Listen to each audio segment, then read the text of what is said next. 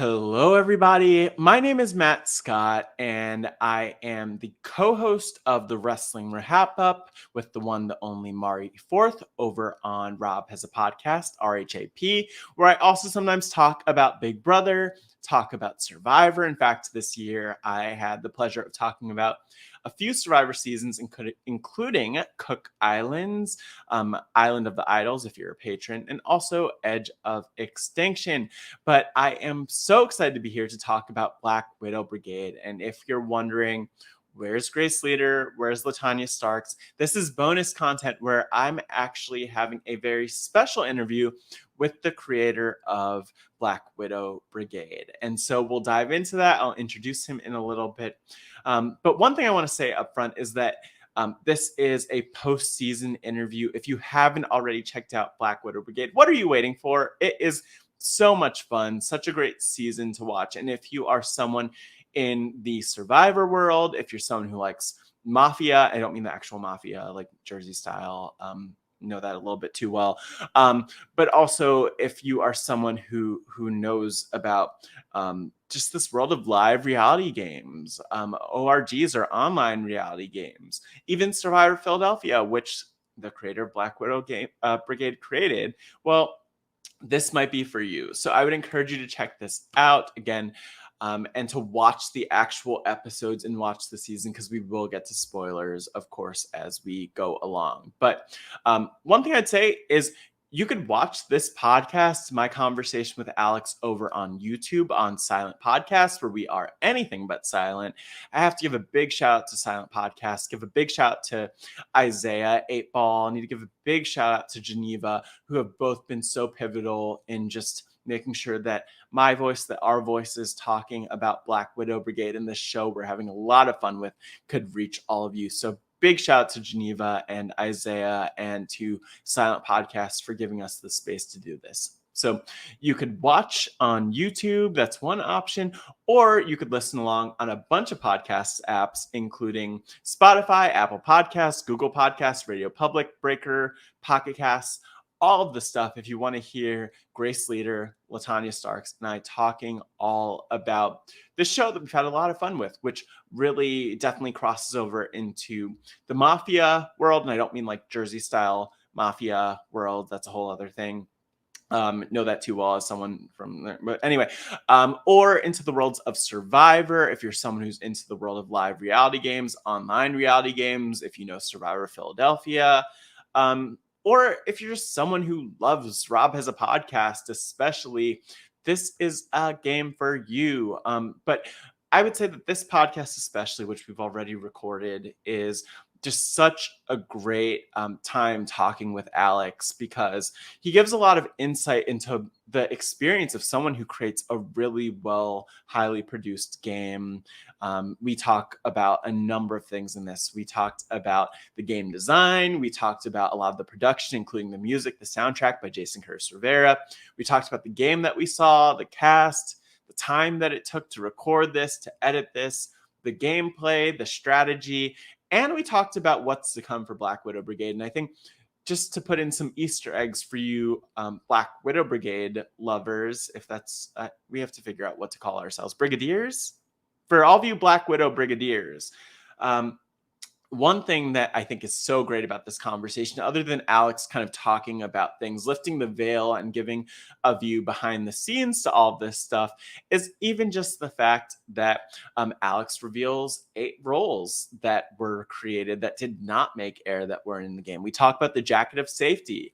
We talk about just some of the other dynamics, including Aaron's gameplay, which comes up, and Alex's explanation for more of that, which is really fascinating and something that we couldn't have known or expected. And so this was such fun. It was 2 hours talking with Alex. Hopefully you make it all the way through to the end, because I had a great time learning from him and talking with him. If you are someone who is just interested in the inner workings of these games, interested in production, interested in casting, interested in live reality games overall, I couldn't recommend listening enough. And again, shout out to Silent Podcast for making this a possibility and giving us the space to do this. If you want to check out Black Widow Brigade and somehow are listening to this and haven't checked it out yet, I would encourage you to search for Black Widow Brigade on YouTube, I've set up a short link if you want to get there that way. It's bit.ly/Black Widow Brigade. And that's one way to hear that. But this is some bonus content and we're about to dive in. So I am about to introduce none other than the creator of Black Widow Brigade, Alex Gardner. So excited to meet him. So excited to talk with him, catch up with him. This is one of a kind. And in a world where it's probably so tough to do one of these things with Allison Gardner, with Mark Burnett, I just have to give a big shout out. Thank you to Alex for being part of this, for having this conversation. But now, without further ado, here is my 2-hour interview with Alex Gardner. Making his way to the podcast, hailing from the city of brotherly love, Philadelphia, Pennsylvania. Sit back, relax, and drop your buffs because I'm here with a reality buff, a survivor buff, the mastermind of live reality games and online reality games. He is the creator of Survivor Philadelphia and the podcast, The Story of Survivor Philadelphia, Black Widow Brigade, and more. The tribe has spoken, and now the host will too. Please welcome the architect of the Black Widow Brigade. And no, I'm not talking about Alexis Maxwell. Please welcome Alex Gardner. Oh my gosh, Matt. You got my heart racing. That was a fantastic intro. I'm here. I'm ready to be anything but silent and talk about Black Widow Brigade. Wow, look at that. You are here. And you know, the people get to hear from you a little bit as you pop up. It's great to meet you, to talk with you finally about this show and about just the brilliance that is Black Widow Brigade. Obviously, and we showed a lot of this on the podcast, the video version of the podcast especially. There were so many positive reactions to the series, to the show. But like, how are you feeling first and foremost, just with how people have responded to Black Widow Brigade? I'm feeling great. It's great to meet you too. Grace, Latanya, you guys did amazing with all your coverage. I was living for it. I can't believe I'm like here now after listening to it like in my ears. But I am so happy about the reception. I was worried that people were just gonna like disregard it immediately because it's so complicated up front. But once you like get into it, I think it has a charm to it that a lot of people tended to see. So I feel really good. I mean, I love these passion projects and just doing this stuff for fun. And it's really fun to look back on it after and be like, oh, this was like what I did in 2021. So I'm feeling great. Yeah. I like how you talk about it too, by the way. And by the way, I just want to say it's making me very nervous to be like sitting with you in one of these boxes. I feel like there might be a twist. Like I might get medevaced out of the podcast. We might get thrown out of this room soon. I'm not ready for it. I don't want that. So let's hope that doesn't happen. But you know, like you mentioned, I like also how you talk about the projects that you do. Like, what are some of the other projects that you've done? I'm familiar with Survivor Philadelphia, which you did a couple years ago, but like, could you just talk about like number one, who you are first? Like, let's go way back because I think there might be some people who are listening who see this and they see Black Widow Brigade and they think it's cool because they watch that, or maybe people who see your name but don't know your backstory. Like a little bit, like how did you even end up here, Alex? It's funny. I never really thought of myself as like a brand until recently because so many people are talking about Black Widow Brigade. Yeah. I don't know if I like that or dislike that, but no, like I was always interested in video production and storytelling. And I can remember just filming these. So I was a super fan of Harry Potter when I was younger. And the first thing I ever did was me and my friend would like record ourselves imitating Harry Potter trailers. And we would make these like videos mimicking other trailers. And it wasn't until college when me and that friend started writing a script for the first time. So you asked about previous projects. We did this like horror movie type thing in the one summer where we wrote our own script, and it was about like this ghost thing and this girl on this journey. That was like a 40-minute movie we made, and that was really fun. And then I did like a few documentary style things. Like I went on a trip to Florida and documented it and then made it in. Of course, like it's me coming in with like 10 episode series. So I made this documentary. It's like 5 episodes, like the official trailer's dropping. It got like 100 views at the time. But then I am a 5th year PhD student in chemistry right now, and I live in Philly. I moved here for grad school, and 5th year of how many years? Like when are you done with that? Because 5 years is too long for anything in my book. Wild. That's just a lot of commitment. This is my last year, thankfully. So in May, I'll finish my PhD and start looking for jobs, which is very exciting.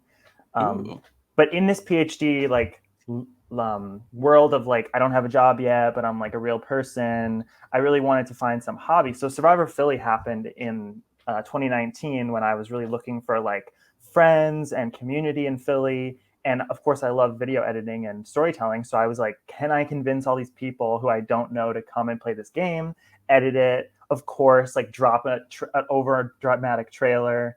And then it led into COVID really and the pandemic, which forced me to not film any more live things. So we ended up here. Yeah. And I think it's interesting, even just the transition. Overall, before we really dive more into the game, like how was that transition from doing a live reality game to then making an online reality game? I feel like, by the way, that this is like inside the Orger's studio or something like that. That's probably going to be like the subtitle for this episode. But yeah, what was that transition like? Because like things in person are kind of different than things online. Like, were you ready for that transition to Zoom? It was so different. And Black Widow Brigade didn't actually start off as a show idea. It was really just a game that I created. So I had plans before the pandemic to film more seasons of Survivor Philadelphia and like do all this stuff. Of course, everyone had plans. And when the pandemic started, everything just got shut down, obviously. So we had to cancel our seasons. We had done a lot of planning. We being the Survivor Philly season 1 cast, who have become my best friends, my brochachos, my brochachos, indulgers of my desires to make these projects. They want to help me and bounce ideas off, whatever. But yeah, I was just like bored in the pandemic. And I remember we were a friend group that was hanging out. We just started hanging out and then the pandemic happened. So we were Zooming a lot and we were playing like Secret H, Mafia, all these games. And I was like, we could come up with something better. Like, wouldn't this be fun? So I remember just taking a walk one day and coming up with like Survivor themed Mafia roles. And it was not a game at the time. There was no like fire tokens. There was no Edge of Extinction, whatever. It was just like, okay, we can play Mafia with some cool new twists. Yeah. And we played that for like months. We played that from March through like June, July. And it wasn't until September, I think, of 2020 that I guess I got the idea, but everyone else was like, yeah, you should do it, to like record a game. And like you were saying, the transition between live and virtual, it's so weird on Zoom because you can like see everyone's face and everyone's reaction. Yeah. But at the same time, if you're going to do an edited product, you can only show one face at a time. So I found myself painstakingly like switching from this person to this person and zooming in on them. And do I want to get that 1 second laughter shot? So it was a very, very different experience. I would say more tedious, but I think it translated relatively well. Yeah, I think it also translated really well, just from what we've heard from again the feedback and everyone watching it, which has been awesome. Even for me to see as someone who's been podcasting about it with Grace and Latanya, it's just been cool that people have continued to be excited about the show. We didn't want to have to turn it into like the podcast where it's like, oh man, this sucks. Like, why did we start doing this, or just magically disappear in the middle of the season. So it was cool. It's cool to see that all come together. And, you know, like just to kind of get started, because you sort of just you were taking a walk and you came up with roles. Like, could you talk more about like where the madness that was this idea truly came from? Was it just from like loving Survivor and playing Mafia? How do you come up with something like this?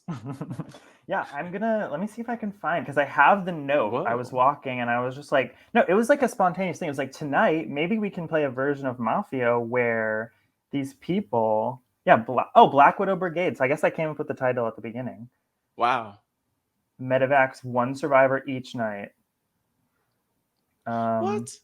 I think I remember the concept being like, Mafia is fun, but if the townspeople just win, it's just over, right? And so if the brigade wins, then it's just over. And I wanted it to be an individual game. So I think it obviously stems from a love of Survivor. And I love how the finished product referenced Survivor so many times, just like so many nods, Karishma with the Applebee's, the rolls, like people quoting Survivor because they're all Survivor podcasters. So I think it just came from a love of game design. And I'm always the type of person who's like, when on this season, they should introduce this new twist, and wouldn't it be cool if... And so game design plus love of the show plus like having nothing to do other than play Mafia on Zoom. Fair. Yeah. Really it all just came together. And next thing you know, I had like Detective Dean, Dr. Joe, Brachachos, all these other roles. Like, that's where you started. You started with Detective Dean and Dr. Joe. Yeah. Well, they're the Mafia roles, so I knew they were going to be there. The big thing came when the Brigade became like Parvati, Amanda, Suri, and I was like, they can turn on each other. Yeah. I think that was the catalyst for the uniqueness of this game. Well, I guess just like a follow-up on that, how did you know that like the Black Widow Brigade was where you wanted to start with that iconic group? I will say that did not include Alexis Maxwell. Why them specifically? I don't know. Have you seen Dr. Amanda's tweets? She's shown pictures of Alexis Maxwell in those photos. So I think she might be a real member. There are pictures. I'm sorry. There are pictures. Yeah, there are pictures actually of Josh Wigler as Alexis Maxwell too. Out there, look at the tweets. So I'm just saying, there's a lot out there, and I do think Alexis Maxwell is pretty awesome. And she would be a good reason to decide to feature the Black Widow Brigade. But outside of Alexis Maxwell and her beautiful flowing brunette locks, what a beauty! Why this brigade? Why this alliance as the centerpiece of this game? Do we know any other larger alliances or like more iconic alliances? I mean, the Cookout, but that's the Big Brother, and and that didn't happen yet. That didn't happen yet. Yeah, I don't know. I think it might have just been a group of 5, but I love old school Survivor. A lot of I don't know how many rules here were old school, but Micronesia was a great season. Group of 5. I think it worked out with, and then you had like the modern pairs, like the Brochachos, Rob and Amber, iconic people. Yeah. So there are a lot of different like elements to break down, and there are so many questions from Twitter, which I'll get to. But one thing I want to start. People have questions for me. That's like so mind blowing. I knew people would have want questions to know even more. Of course, they want to know more. The only thing that this series did was produce questions. It didn't produce answers, truly, obviously. So before getting more into some of those questions, because I'll just stop up for a second and say, I sort of want to talk through this in order, in some kind of order, if folks are listening and like, where is this going? Matt, Alex, get on track. Like, we are on track. I want to talk about the game design and kind of like some of the things that come beforehand, before setting up the game, just the structure. And then the game that we saw. And I actually don't have a ton of questions about that, but there were a lot of Twitter questions that came through. So we'll go there. There's a little bit about the game strategy, not a ton there. And then some questions about the future and what that holds. But I kind of just want to start first and ask about something that nobody asked about or seemed to criticize in like the final notes. So fire tokens, Edge of Extinction, you made those part of your game. Are you were you just looking to draw negative reactions? Because somehow you avoided those with both of those, and I'm not sure I understand fully how that happened, but why did you decide to go for fire tokens and Edge of Extinction in this case? I think it worked, I'll say. So famously, I love fire tokens, and I think the concept is interesting. I think the way it was done in Survivor Season 40 was a little awkward. But I think the major desire was like, can I do this correctly, right? Because I'm very anti-edge, just like Josh and Shannon are. But I don't think the edge is totally irredeemable, because the concept of like drama on the edge is what we always wanted, right? So voting someone back in from the edge is such an interesting dynamic to me. And I guess it's sort of stealing from the Outcast twist in Pearl Islands. But if people on the edge need to fight for their life and also try to earn fire tokens that give them actual tangible advantage, aka votes, as opposed to like advantage in the challenge that so-and-so wasn't even going to win anyway, or like an idol if you get back, I don't know. I feel like it just needed to, or wanted to show that these advantages, like they could have done it right, but sadly I don't think Survivor really hit the mark. And also I think season 40 was just happening, so like I was like, oh my god, edge, fire tokens, like let's go, winners at war. So that really inspired. But I will say those twists didn't come in until like so this is like a whole arc of seasons starting in March. We've actually played 20 seasons of Black Widow Brigade throughout 20 weeks in 2020. And this game has evolved a lot. It's just like real Survivor. It was like an epiphany when fire tokens were invented in Black Widow Brigade. And then their role on the edge to buy votes to get back in, and their role to buy idols and buy safety and stuff. So I will say it was like a very messy evolution, but once we got to the point where the game was consistently really fun and made sense was when we were like, okay, let's record this. And I won't even bother going through like where the first test game started to the 20th test game, but that's wild to know that there were 20 test games, but also not surprising because this is something that we talked about with the season. Obviously we saw the Brigade, take home the win. I was gonna say no spoilers, but if you're here, hopefully you've watched the Black Widow Brigade by this point. But, I think that it was in that moment, even seeing how dominant the Brigade was in this game, but also how entertaining it still was. I already knew. It was like, oh, they absolutely have tested this out. And this just did not, like, the way that this worked out is such a particular way of approaching things. Like, could you talk more about actually, I'll ask a question from the Twitter. We have a question from Hannah, who asked, what were some of the general outcomes of the test plays? And were there instances where the Brigade turned on each other early and couldn't dominate? Tell us more about that, because I have heard some rumblings. Grace Latani and I have heard some rumblings from the BWB streets. But tell us more about the test games. What were some of the general outcomes, and what did the Brigade scheme and take each other out? Like what tease us with whatever happened. A lot of stuff happened, I will say. No, Grace really hit it on the mark when she said that like Detective Dean going out in this game totally changed the game. And I will say that like almost every step of every game changes the game completely, because like if Mike Bloom gets voted out at like halfway through the game, suddenly the Brigade doesn't have the numbers, and then you have like Josh and Shannon and some good people like teaming up and taking over. So in terms of other games, you guys have heard on the BB Streets that the Brigade wins about the percentage of the times that they're in the game. And shout out to Jason Curtis Rivera, because we have like a whole statistics of Black Widow Brigade. I have a spreadsheet here that shows the roles. But oh my gosh, the Brigade often does not win. I will say that the most common role to win is Alexis, which is interesting that Alexis won in this game. And Alexis also won in the official playtest game that we did with some people in the Live Reality Games Facebook group. But Detective Dean and Dr. Joe have also won 2 times. There was a game where like the Brochachos and the Marianos, who like united the first night. And if the Marianos unite, they spend their remaining nights together in the Marianos room. They come together and they're like a block of 2 and 2, and they're like a new brigade as long as they have some safety.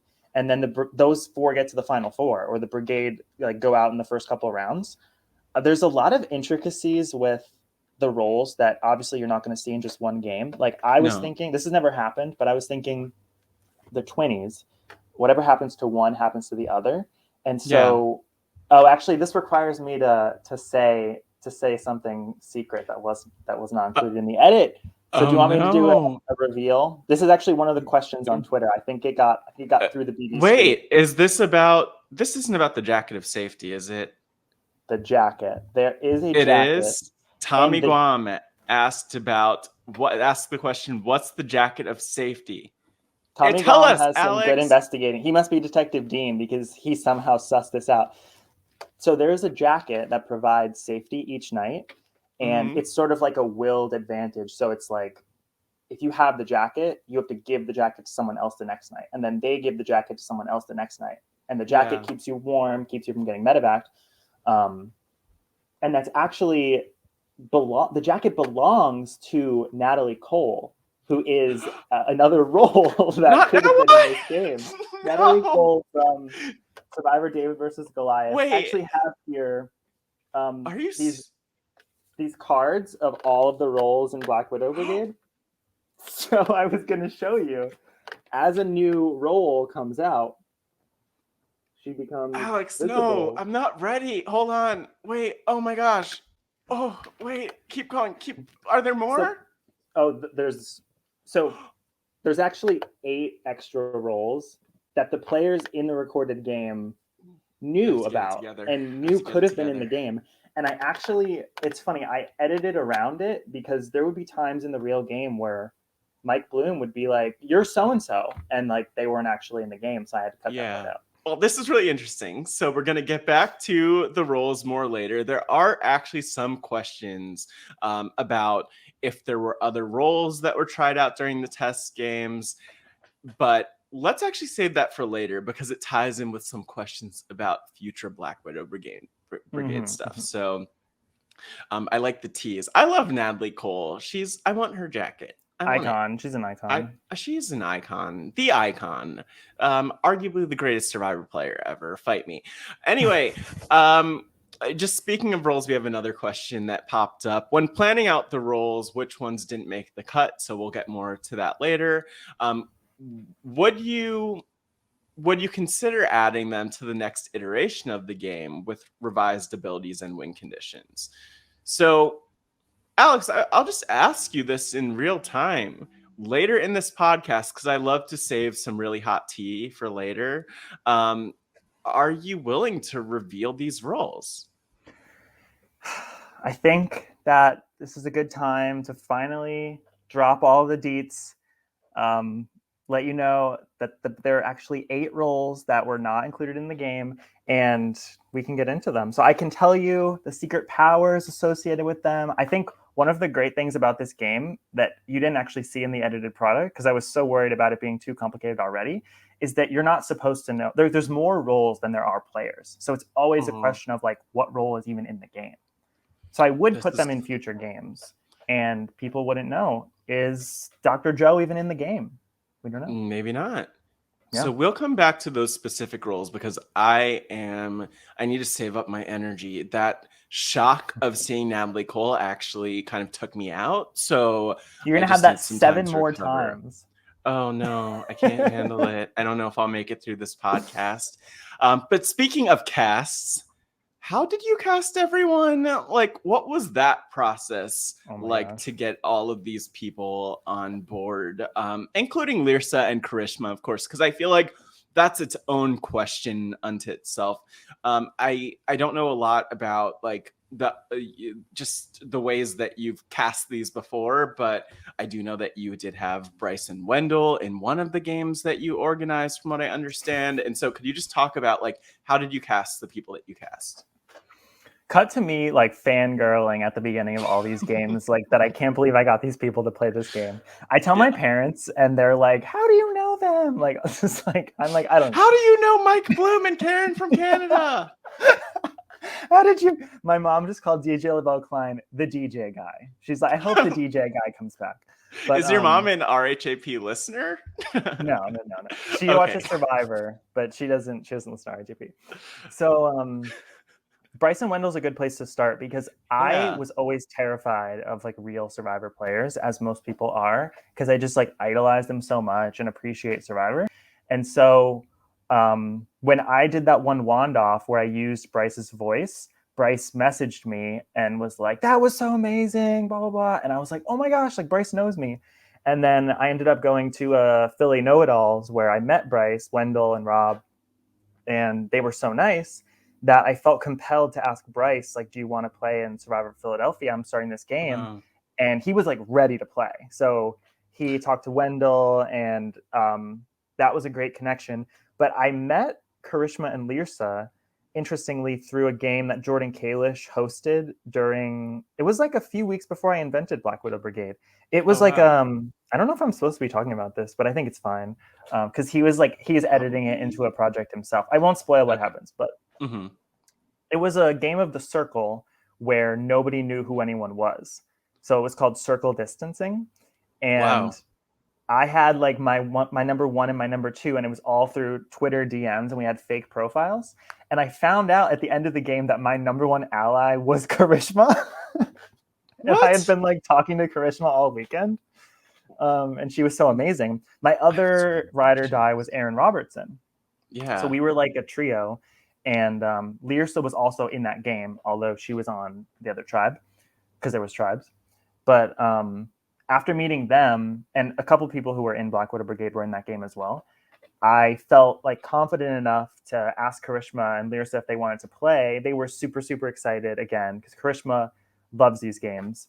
And I think one thing led to another. Like, I was like, do you think I should ask Josh Wigler? Do you think I should ask Mike Bloom? Like, would Shannon and Allie like want to play? Yeah. And so I was just like knocking down doors, like jumping into people's DMs.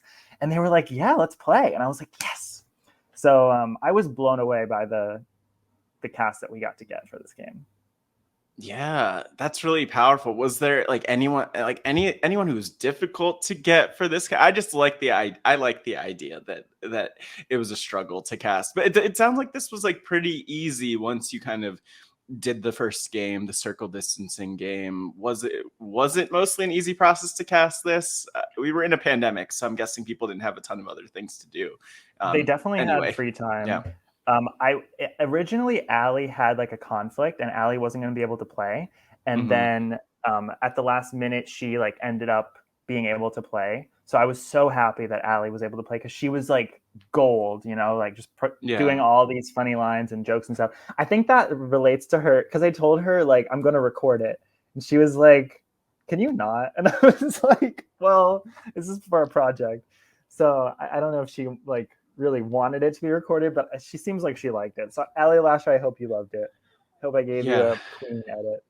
Yeah, Allie, it's so funny to think about. Like Allie, and actually the one thing that's fun about watching everyone in this game is just that you're able to see them in other places, like whether that's on podcasts or in Mafia games or Among Us games. And I just got like Allie being herself vibes from this, which I think is really cool, especially because like when there's a recording happening, you know, like I think it's tough for a lot of people to stay natural and just to play it naturally rather than like play things up in some kind of way. And so to me, it was comforting to have that from Allie. I hope that she loves the game. I did see a tweet the other day about her coming back for a rival season against DJ LaBelle Klein. So we'll talk about that more later. But so great to hear about the casting. One of my favorite things to craft was the DJ LaBelle Klein, Allie Lasher tension. I thought that was so funny. I just kept finding those moments and including them. No, I didn't like it. I just can't we all just get along? That's all I wonder. I think it was all in good fun. We'll find out on the rival season, I guess. Yeah, we'll find out at the rival season where that actually stands. Hopefully it's some real tension. We love the tea. We love mess. But, you know, one question I actually wanted to ask. So Hannah asked this question. Did you choose specific roles for the players, or were they completely random? This is a highly anticipated question. See, I know you guys discussed it have my last night. theories and thoughts, but it differs from what Grace thought. Like, tell us, did you choose specific roles for the players, or was it random? Drum roll. I can confirm that it was random. It was random. I will say, wow. I thought about this, and it's like, oh my gosh, of course, Josh and Shannon are the brochachos. Like, they have so much of good story. I think the thing that people didn't really realize is that, like, I think all the big names like got to the end and like had sway. And so I think it's easy for people to be like, oh, like you must have made Josh and Shannon this and like Karishma and blah, blah, blah. But like, I think they were just like the biggest like personalities and having the most fun. And also, this is another question about like, did you always plan to like highlight the brochachos and the brigade? Yeah, and it was who asked that? Someone asked. Tim asked the question about the brochachos, and that gets into more of the edit. But did you always plan to highlight them? This is a great question. I really didn't know at all what it would look like when we were filming, right? Because like the brochachos could have gone in round 1, and then like Josh and Shannon wouldn't even be a part of the story. So I understand that everyone's like, oh my God, production interference. But I can confirm every week when we played Survivor Philly, I have my wombat hat, and I would pick the papers and then type the people. And I gave everyone their role the night before. So you learn something new every day. I had no clue that you were in the Wandoff. That's a whole other. Well, maybe we'll come back to that. Maybe we'll come back to it. Who knows? But actually, since you mentioned the edit, I just wanted to ask another question about the edit. Alan asked, like, when was the decision made to edit the season in a way where we didn't know who the brigade was? And I think more broadly, to extend the question, where we didn't know who most of the roles were. I love this question because the storytelling is one of my favorite things about this whole project. Like I said, I didn't know what it was going to be when I filmed it, but I remember in my head thinking actually that every role would be defined. Like you would know who everyone was. That was my original plan. And I actually got really upset after we finished the game. Not like upset because I had so much fun, but in terms of editing, I remember thinking like, this is not a good season to watch. Wow. Like the brigade steamrolling is not a fun thing. And so, I was imagining all these previous games we played where it was like you're at the final 3 and like one person's good and one person's bad, 2 people are good, and like it's up to this person to make sure they don't take the brigade to the end or else the brigade will win, and like it's like this constant back and forth, and it just wasn't that at all. So it wasn't I actually took some time off. I wasn't even thinking about editing out. Like that was so much fun, but I don't know if that was like Black Widow Brigade, the show. And how much time did you take off, by the way? I probably took like a month off. Okay. Because this filmed in October 2nd, 2020, which is like almost a year from the finale date. But I think it was like December when I realized that, wait, like if I don't show the brigade, then like everyone is sus and like it doesn't have to be clear that it's pagonging. So I think that was like, I'm so glad that everyone loved that storytelling mechanism, because once that clicked, I had so much passion for the project, and I was like, I can like make Karen into like a brigade edit, because everyone was like, oh, Karen's like obviously triple crossing us, and so I was just like so obsessed with that energy. And but then I realized that like I can't just like cut nighttime completely, right? Because then it won't be really full. And so the brochachos being like this heart of the story was a perfect like inverse to the whole unknown nature of the game. And they were explaining the game and talking through what happened in the nighttime rooms. I was like, this could be good nighttime footage. So it really wasn't until way after that I decided that this season should be edited that way. And it really led to the episode 9, the flashback episode, because I realized like if they just watch the finale with all this like win conditions and like Dr. Amanda and Mike and the games they played, like it won't make sense at all. So I really went for it, and I made that 56-minute flashback episode, which I was worried people might think was too long, but it seems like everyone liked it. So yeah, I loved the structure. I mean, and I'll also say that this is so fascinating. Like, one thing that I think is cool is that I think we could all see how what you're saying, like how the brigade making it to the end could be a horrible end. But when you're starting, like, this is the first season of this, and I think it's actually the perfect ending to it because it shows you what can happen, but then imagine it not happening in a game. Like, that's the thing that I think is really interesting about how things went for this season, just because now the field is open. It's like an a open challenge. economy. Anything could happen. So, but I want to actually ask you. So, just following up on my question about the randomness, were the midnight rides random?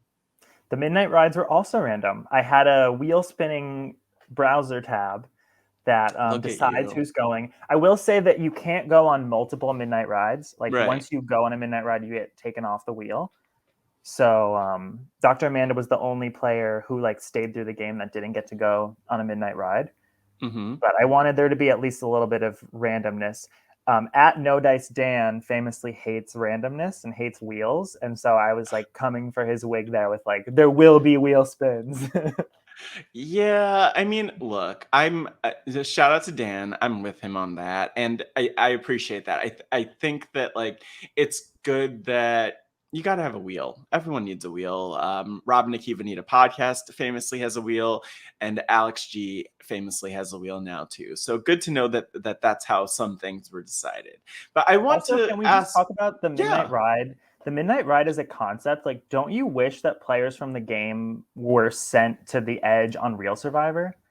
Well, Because so it's that's like you need that connection. yes, like that's one thing I want to talk about with this game, which is the fact that I think that we talked about this on the podcast, but the game really creates opportunities for people to interact and to stay engaged really, really far into the game. Like, at the very least, they're they still have the ability to be fully locked in and engaged until that second edge return vote. It's like that on Survivor anyway, but when you have the midnight rides taking place, then that people on the edge are part of the game. And it's fascinating because I think that this would be a fun game to play, because there's never a point where it's like, damn, I'm out, I can't get back in.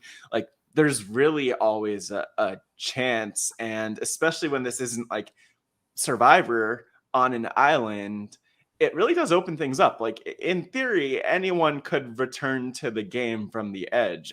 I want to ask, like, were there test games where you saw people returning, people who were like first one out, second one out, third one out, return to the game in the votes, potentially even making it to the end? Like, I'm so fascinated with all the different ways this could go, because that just makes a future season, if you would ever, a lot more compelling. Yeah.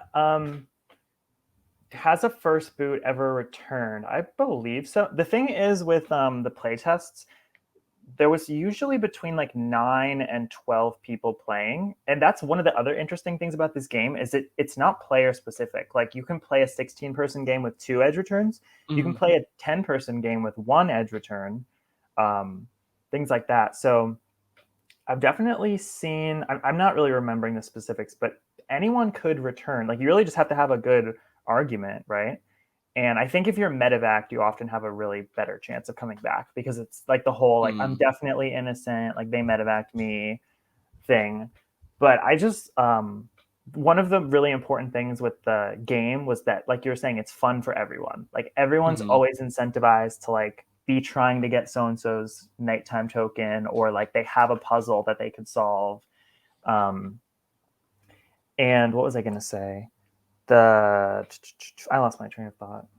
Yeah, it'll come back to me. It was a good yeah, I think that, yeah, it's the point about keeping everyone like really engaged, giving them a role. There are the puzzles on the edge. There are the midnight rides, which we kind of started out with talking about this about, but just thinking about the like that interaction and like trying to suss out that person. There were obviously so many midnight rides to choose from, but one of the last ones with Karishma was my favorite, where she's just not. She's like, I'm not Brigade. She's like, can we please end this, because like I'm so sick of being attacked. I think my conspiracy theory is that she intentionally had her husband help her freeze her internet, so just to like stall it, fill time. That's all I'm saying. I don't know if it's true. I wouldn't put it past Karishma. There's a lot there, and I actually want to ask you a question just to kind of jump over to the Karishma side of things for a second, and actually the Alley side of things as well, because we got a question about this. Karishma and Alley, standouts in the game. They both come from the legal backgrounds as lawyers.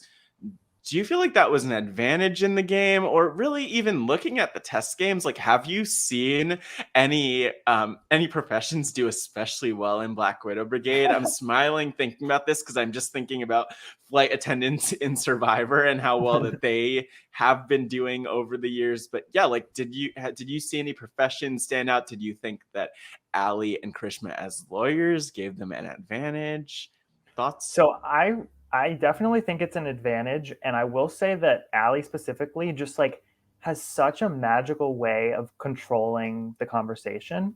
Like she's just like, I want to talk to you about this, like let's talk about it, and she makes you feel so engaged in what's going on. And so I think Alley being bad I was hoping was one of the biggest shocks, even though you guys did, I think, call it in the first episode that she could be Brigade. I didn't see it, but I did Karishma not too. personally. Yeah. Karishma also just like knowing when to take control, when to step back. And I think they're amazing at that. I don't know about professions because we've only really played it. We played it with the same people over and over and over. And that has its own concept of like becoming like a lore in itself. Like, oh, well, so-and-so is like won 3 times. So like, let's not let them get to the end. It gets wild. But no, I think you have to know when to jump in and when to stay back. Yeah. Just even like building on that note to talk a little bit more about the gameplay for a second. Were there did you have personal highlights, more from the perspective of like the viewer, I guess, to start out? Did you have personal highlights or moments that you just loved from the game? In other words, like I'm picturing you editing together your clip show of like Black Widow Brigade, legendary moments. What are some of the moments that make it into that clip show, Alex? 100% the Karishma idol play in the finale. Mm-hmm. When she just like starts saying how we're gonna suffer in life and like all this stuff. And I think I included it. I didn't want to focus on myself too much, but I think I included a shot of me just like hosting, because I'm reading the votes at that point, and I'm just sitting there like with like my mouth dropped. I'm like, what is happening right now? And then when she says the thing about it being a reference to like her playing her idol, I was like, oh my gosh, this is amazing. And I put the most intense music that I had by the great JCR, which we should definitely hit on the music. Mm-hmm. But I put that like dramatic score in of her like screaming, and I'm just sitting there mind blown. The other thing I think is just the brochachos in general, like Shannon's edge speech. She's like, this is bigger than the game, like all this stuff. I'm like, oh my gosh. That's why I made it the episode title. And then just like checking in with them, because I would go to some rooms during the night to like make sure everything was good. And I'd be like, you guys feeling good? Like, you know what's going on? And they would be like, this is the best thing ever. Like, we're loving this, blah, blah, blah. Yeah. It's funny, actually. You guys were talking last night about, speaking of checking in on the brochachos, about like Josh Wigler forgetting to play his last Slamtown save at the final five. I felt so bad about that, because like normally we would check in and be like, okay, you have this power, like, are you using it? But we were at the end of the game. It had been like so much stuff going on that we just like didn't even think to go to Josh and ask him. And then he was, before I knew it, he was medevac, and we were like, oh my God, he had a Slamtown save. I don't think that would have changed much, but no. But on that note, actually, before even kind of coming back to any of your other highlights, Ben actually sent in a question. How long were Well, I'll start with his second question. Like, how long did the full game take to play in real time? And then also, how long were each of the rounds in real time? Mm-hmm. So we started at 7:30 p.m. and this Mm-hmm. was a Friday night, and I think it was done at 12:30. So I think it Wow, was 5 hours. Um, I wanted that's to. wild. I think I promised everyone it would be done by like 11:30, and then Yeah. I was like, "We'll be done soon, I promise." But everyone was having fun, so it was fine.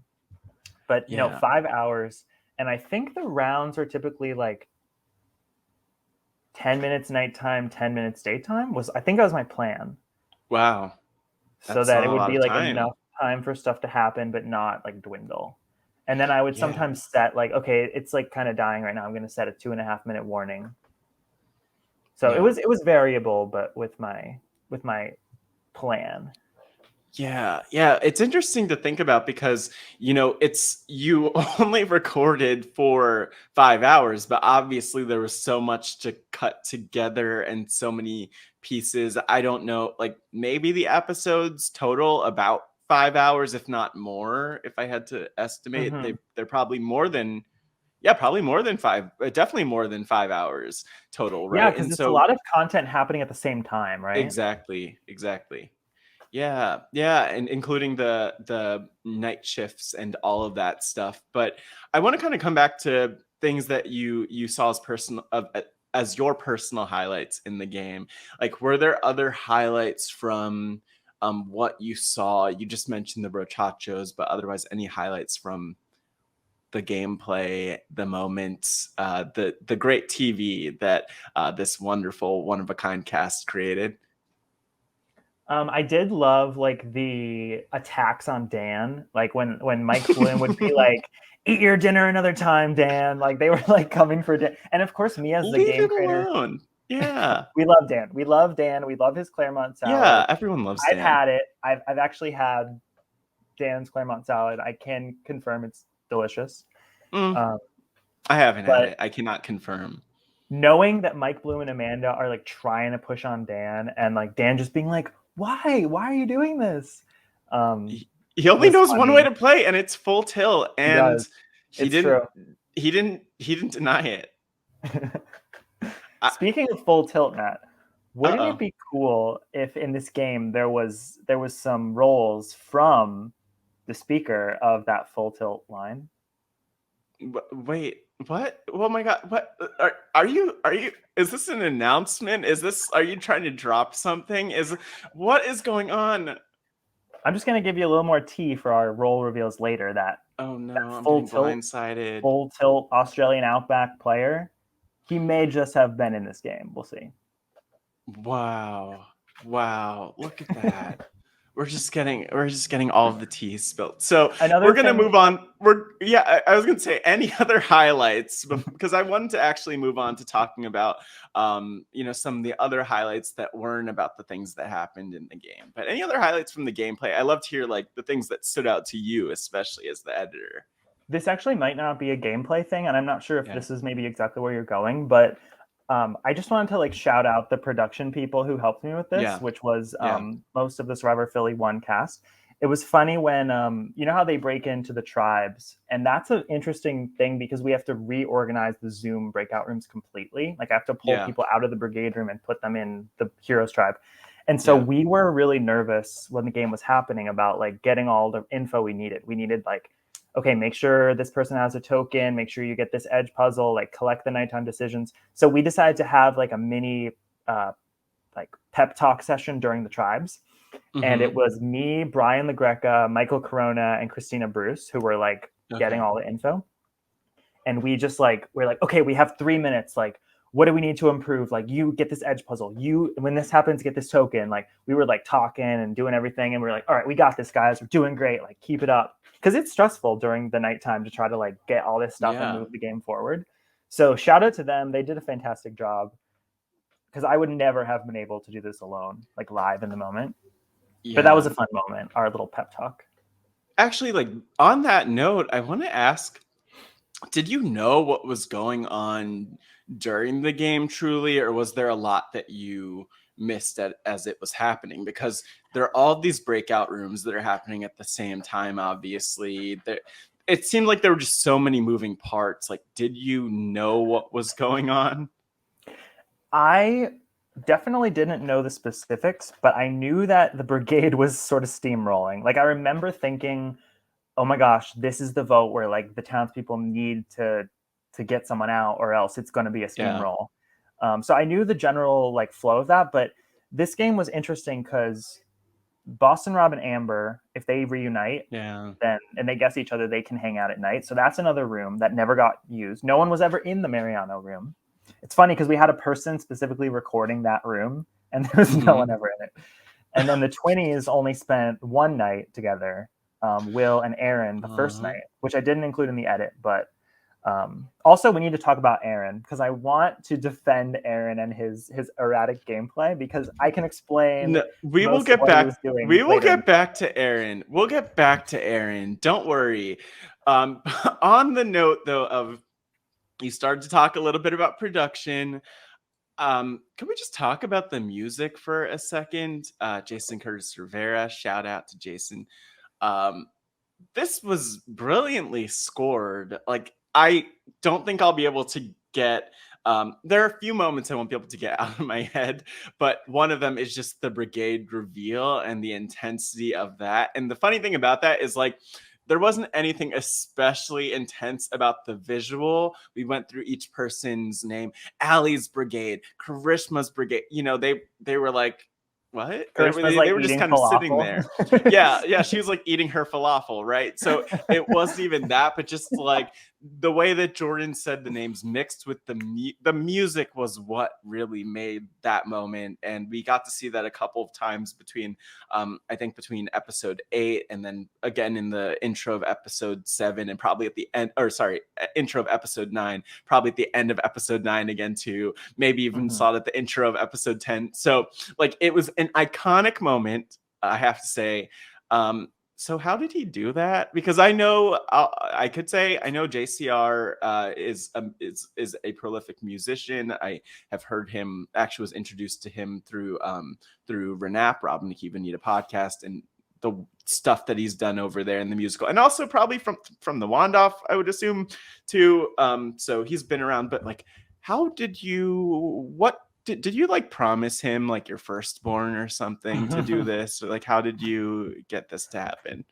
I think that my friendship with JCR is one of the most unique and like rewarding friendships that I've ever made, because he's such a creative person. And as a fellow creative person, we find each other like asking each other to contribute in our projects. And so like, Jason like asked me to sing in RHAP the musical, and I was like I did Wandoffs, but I don't really know if I knew how to sing. Wow. And he's like sending me music, and I'm learning how to like sing harmonies. And then I ask him like, okay, I'm envisioning this like electronic spooky music, and then he's like, I've never done any of this like electronic music before, like that would be great to learn. So I feel like we're just like exploring the passions that we want to explore through each other's projects. And I think that's so cool. Even with like other stuff we've done, he's always a part of the brainstorming process. And so I told him, have you ever seen the movie Tenet? It was released last year. It's a Christopher Nolan movie. I have not. Other people probably have. It's a wild movie, but it's very modern electronic score. If you want to check it out, I told JCR like I wanted it to sound something like that, and immediately he comes back with like the Survivor theme song, Black Widow Brigade version, and I'm like, this is amazing. I'm like jamming to it, and so he scored each episode, and then I just sort of like went in and my favorite thing to do was just like cut the music whenever someone would say something stupid or funny, just like highlight it. And then when he made that Brigade Reveal music, I was like, oh my God. And then I loved in episode 9 when it's like the whole episode is like, we're doing amazing, like we're great. And then towards the end, it starts to get into that fight with Jordan and Amanda about like, oh, you're lying. And you can just hear the like, dun-na-na-na. It's like slowly coming in and builds to this season finale. So shout out to JCR. He's brilliant. Yeah, shout out to JCR. Did you know JCR actually... He just dropped an album, his first album. Everyone should go listen to it. It's called Space Loops, I'm pretty sure. Let me make sure. That's right.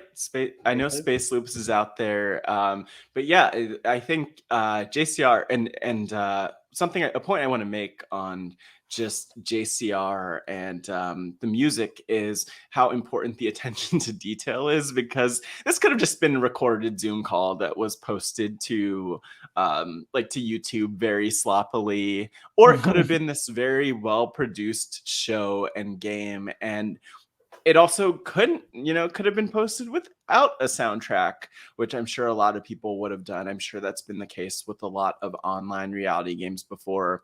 I wouldn't be the person to ask. I don't know. But I think the music being added just takes it to a whole other level. And I don't want to understate that, because as a pro wrestling fan and podcaster, actually just last week, I was talking with Sarah Carradine, who's an RHAP podcaster. She came on, and, Sarah is not someone who knows wrestling at all, but was pointing out all of these, just all of the performance arts, theatrical things, like the music, the lights, the levels to everything, how there's a ring here, but then you have the fans and the stands back here, and you have the floor around the ring, and it's kind of like a stage.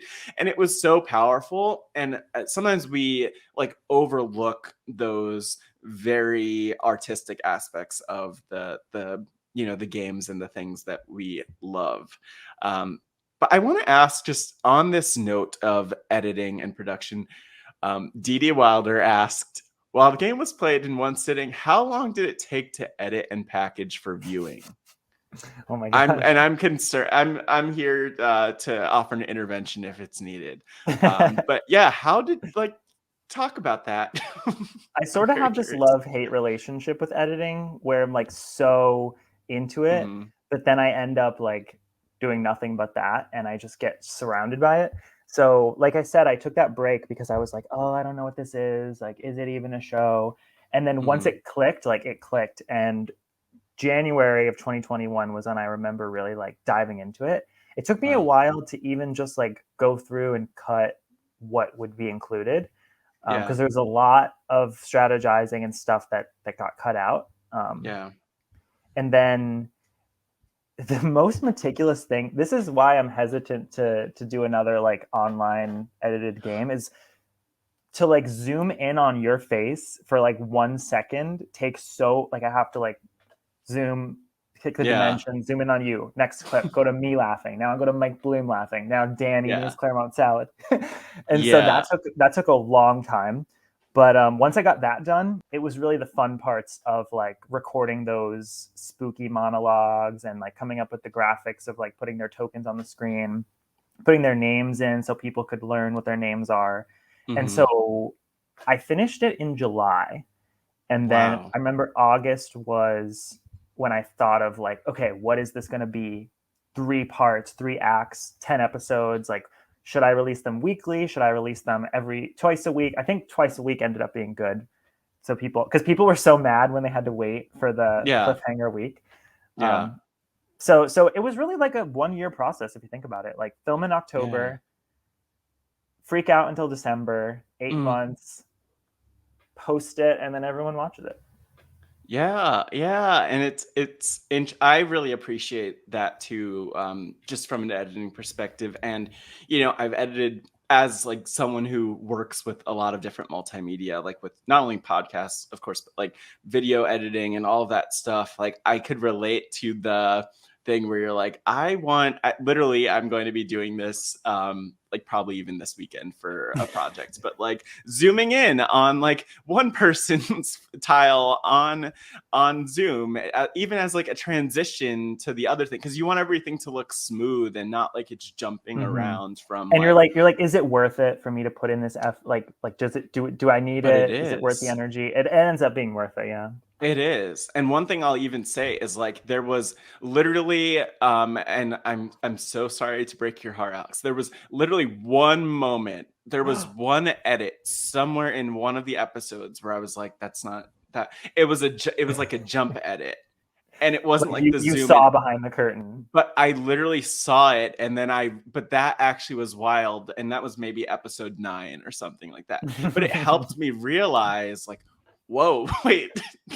There are like everything is so like perfectly pieced together in terms of the edit otherwise too. So it helps me that's so appreciate nice it more. to hear.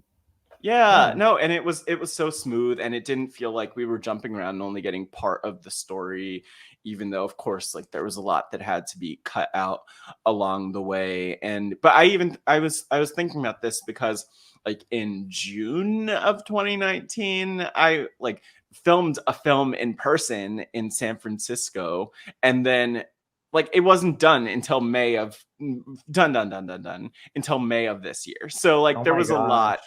Yeah, there was a lot of the process, by the way. That's part of the struggle with like being a creator. Like when you do something, you want people to see it immediately, and you have to go through this process and wait. Yeah. But then you get to re-explore it, I guess, when it comes out. So yeah, it's nice. It's good to also make sure that you're not like totally burnt out by the time that it comes out, and that you're excited enough about it you want to like enjoy the release, and to make sure that other people are, which is awesome to see.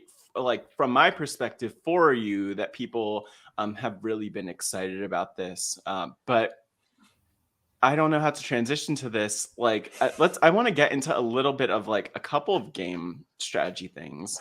Let's just dive into Aaron. Let's talk about Aaron. You brought up Aaron, but I don't know if there are other game strategy things. So tell me about how you feel about Aaron's strategy, because I don't think Aaron's strategy was bad or anything like that. I think it stands out, but even watching it back and seeing elements of it back on episode 9, for me, I'm like, I like his style. I like what he's doing here. Aaron was a joy to the production. Yeah. He had so many one-liners. I love him, actually. He's like, I didn't even talk about this on the podcast, but like I've only got to podcast with him once for Black Voices of RHAP, which we recorded back in June, and he's such a joy and like so much energy and soul and spirit, and I just I love Aaron, so I just want to shout that out. But tell us about why defend Aaron for us, for any of the haters. I don't know who they are. I really need to like pull back the curtain. So I don't know if you want me to go into this, but I mentioned the game evolves, right? The game changes a lot. And the game is afoot, as Tarzan or no, Troyzan might say. I don't remember who, one of them. I think it was Tarzan. The game was it was Tarzan. Troyzan's canceled. Yes, that's right.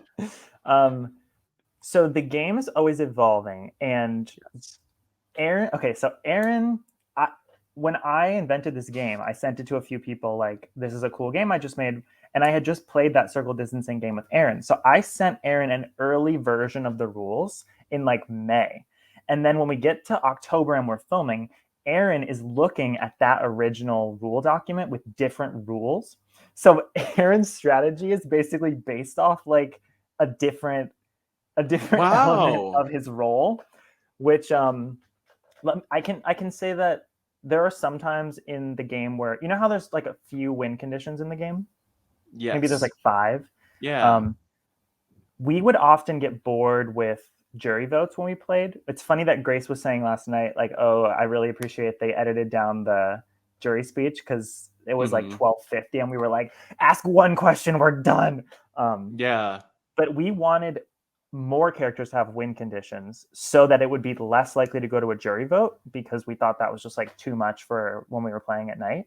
So almost every character could have a win condition, and it's basically just like play your role optimally. Like Dr. Joe saved 3 people, Detective Dean investigate 2 or 3 brigaders, like just like do your role successfully. And so the 20s had this convoluted win condition where if your 20 is voted out at the first tribal council and then you make it to the end, you automatically win. Just like how Nadia got voted out first and then Natalie ended up winning. And so, but that win condition was special because it beat the brigade.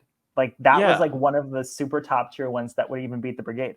So Aaron, when Will gets voted out first, he goes back to the 20s room and he's like, oh my gosh, I just activated like the ultimate win condition of my 20 being voted out first. Now all I have to do is get to the end. And I beat brigade.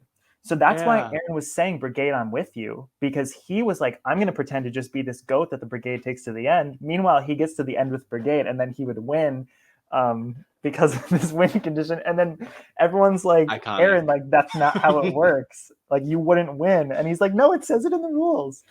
So it ended up coming out, like, I think at the first Edge return, that Aaron's role was like not what he thought it was. And he was like, oh my gosh, I played that wrong. So that was I'm just just like a total disappointed. behind the scenes. Yeah, I don't know if that was a satisfying answer, but No, that was a great answer, and it explains a lot. And I'm just disappointed that you wouldn't have allowed him to win if he made it and had his paper, which you typed up, Alex G. So I mean, I would be here saying like justice. We need justice for Aaron in his role, because like this, honestly, that would have been very controversial. Yeah. It was. I was a little stressed out. Like in the moment, I was like, "Oh my gosh, this is going off the rails." Oh my God, love Aaron though. That's really awesome to hear about, and it does make things make more sense. But even, I mean, I think even watching it, like we made sense of it, just in the sense it's that like it's Aaron's brilliant playing strategy. fun. He's like pretending to be with the Brigade. Yeah, it worked out. It worked out. But, actually on gameplay, to talk about that again, Tommy Guam asked another question related to that. What do you think is the correct play for couples? Like, should they come out early and form alliances with other non-brigaders? Or this is something I think is very interesting about the game, where like if certain people reveal their roles, it might put a target on their back, but also like what if everyone just revealed their roles early on? Does that, like, is that a smart move? This is a great question, and I think it's a question that also, like, if there are people who are playing this game in the future, I don't know, this is the evolution of strategy, if you ask me. Like, do you think that it's good for the couples to stay quiet and hide out? Do you think people should have come out with their roles earlier and formed alliances with others? What do you think, Alex? I think that this game has a lot of mechanisms of safety, tokens, Slamtown saves, Dr. Joe. Yeah. We mentioned the jacket of Natalie Cole, which can give someone safety each night. People in the past have made deals like, okay, Matt, I'll give you the jacket tonight if you promise to give it back to me tomorrow night, and then we're safe every other round. So I think it's advantageous to reveal your role in Black Widow Brigade more than it is in Mafia, because like you have a lot more cover, right? If you can just get two tokens in the beginning, you can have safety. And I think one of the problems with the non-brigade in this game was not like being too close to the vest, right? Karen was doing a great job of like being out there, like, I'm not brigade and let's like share information. Dr. Joe saved me, like, let me make a deal with you. But I also get that it's scary as like Detective Dean to say like, I'm Detective Dean and Mike Bloom's brigade if he's in the game, because it's just going to get medevac. So I think the non-brigade really needs to work together in order to share their safety and have it benefit them, because otherwise it's going to be season 1 all over again. Yeah, that's a great note. And I think, again, something that I think is interesting, like I actually haven't played a lot. Well, I haven't played, and I played Mafia once this year, and it was the most terrifying experience because I didn't know the rules. I didn't open the rules before 15 minutes before we started. And the first round, I was Mafia, which was a whole trip. And somehow I made it really far in that, it works out. You figure out how to play the situation. But I point this out to say that these games are really difficult. And one thing that I love about them, though, is when, like, one way that people think they need to play the game is broken, so that you have to figure out a new way to do it. Like, in my ideal world, like, we would just lay out all of the best ways to play, and then that immediately breaks those ways of playing, because then they're exposed, kind of like now the test games that you mentioned. That.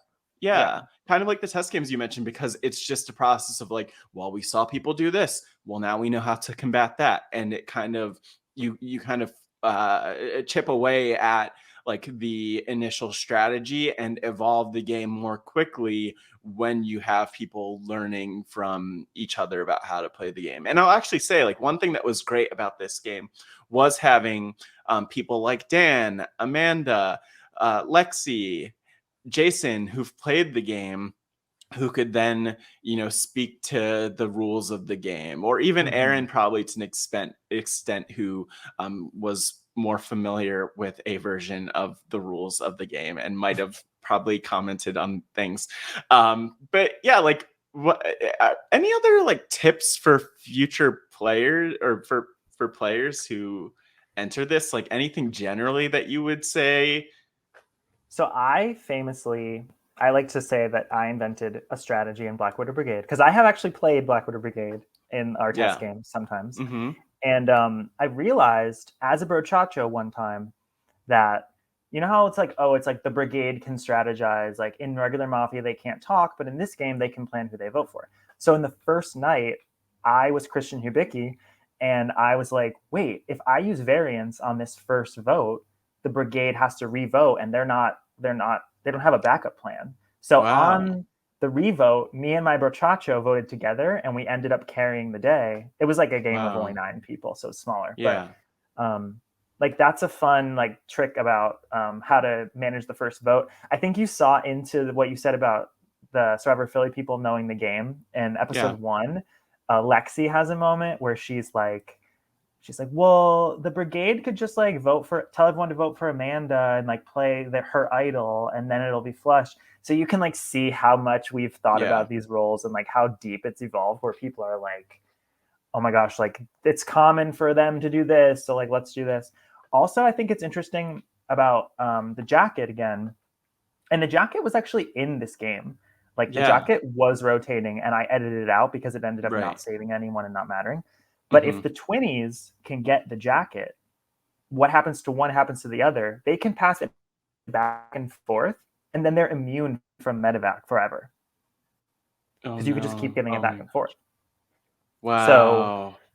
So there's a lot of things I hope if people play this game that they evolve.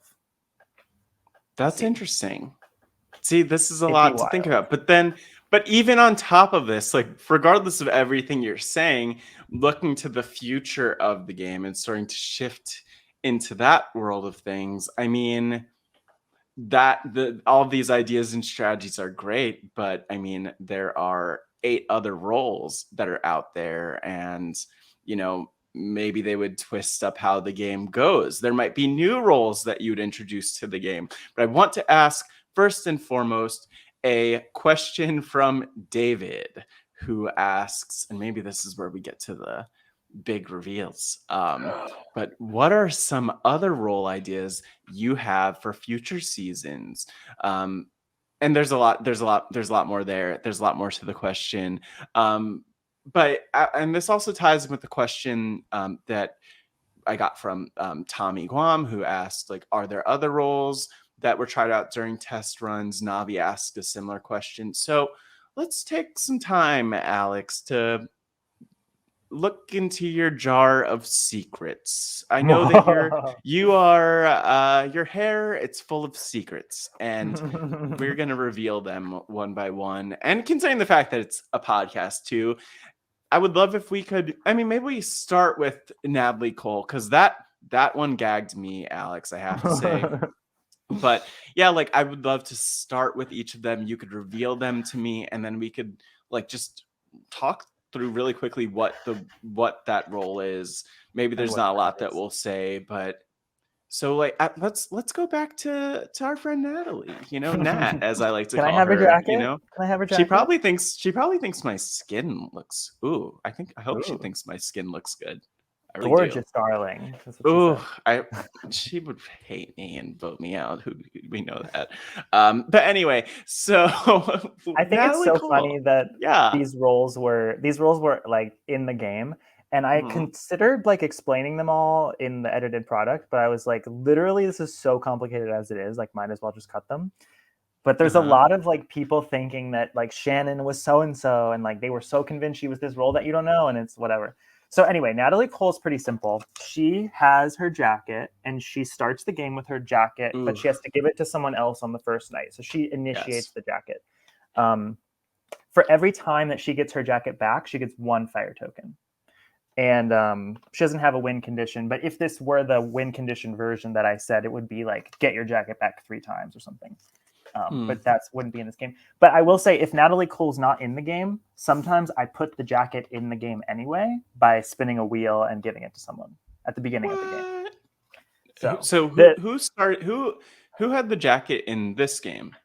So Dan got the jacket at the beginning of the game, and he gave it to JCR because JCR was his Russell Hands, right? He was Natalie White. He knew that just Jason was Russell Hands. Jason gave it to Amanda. And then the Brigade had it. The Brigade passed it back and forth the whole game. So I knew if I showed like who had the jacket, it would reveal who the Brigade was. Yeah. Wow. Jacket got the axe. Oh, you know what? It's fine. We're not mad. We're okay, right, people? Okay. So now next? I have number 1. Or I don't know. Wait, I'm gonna do this as a countdown. That was 8, and now we're going to number 7. Okay, I'm going to blow your mind here. We have another group. Hold on.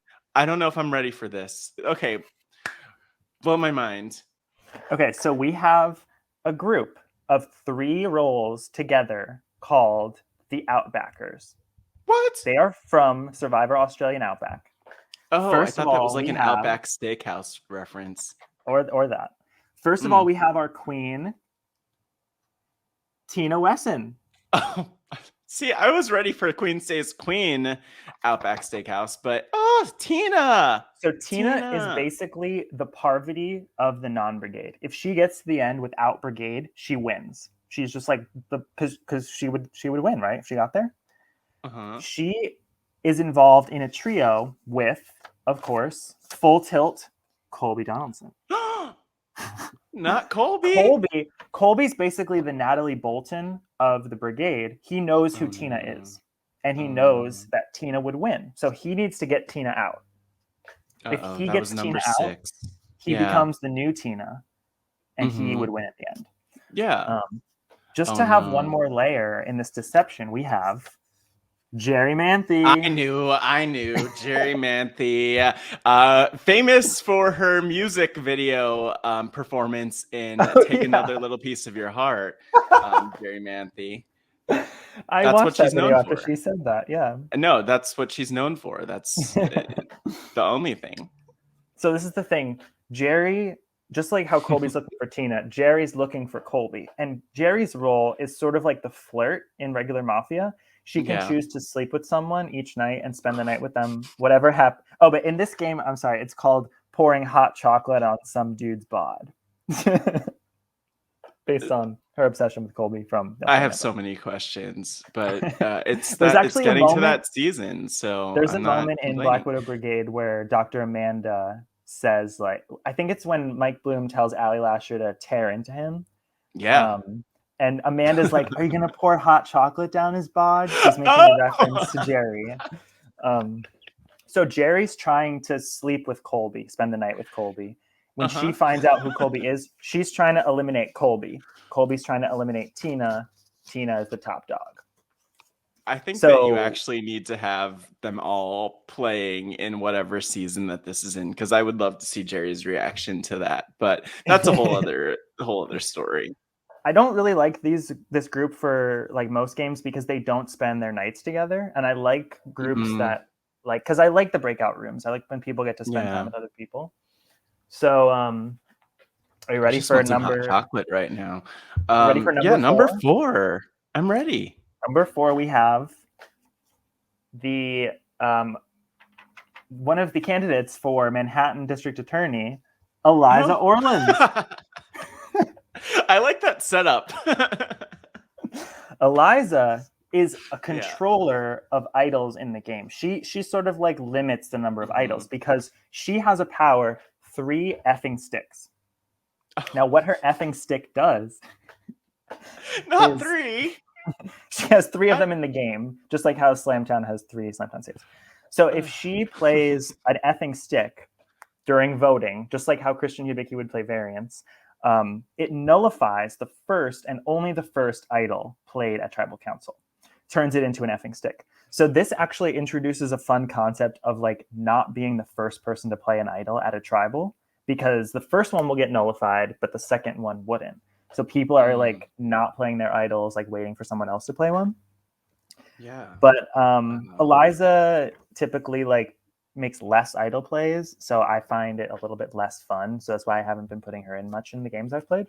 But she's a queen. We love her. And then at the bottom it says gives great jury reactions. Yeah, she gives great jury reactions and has great takes about the world around us. Shout out to Eliza. Vote for Eliza. So that brings us to number 3. Number 3. And this is our top 3. 3 more? 3 more. Alex, you have spoiled me.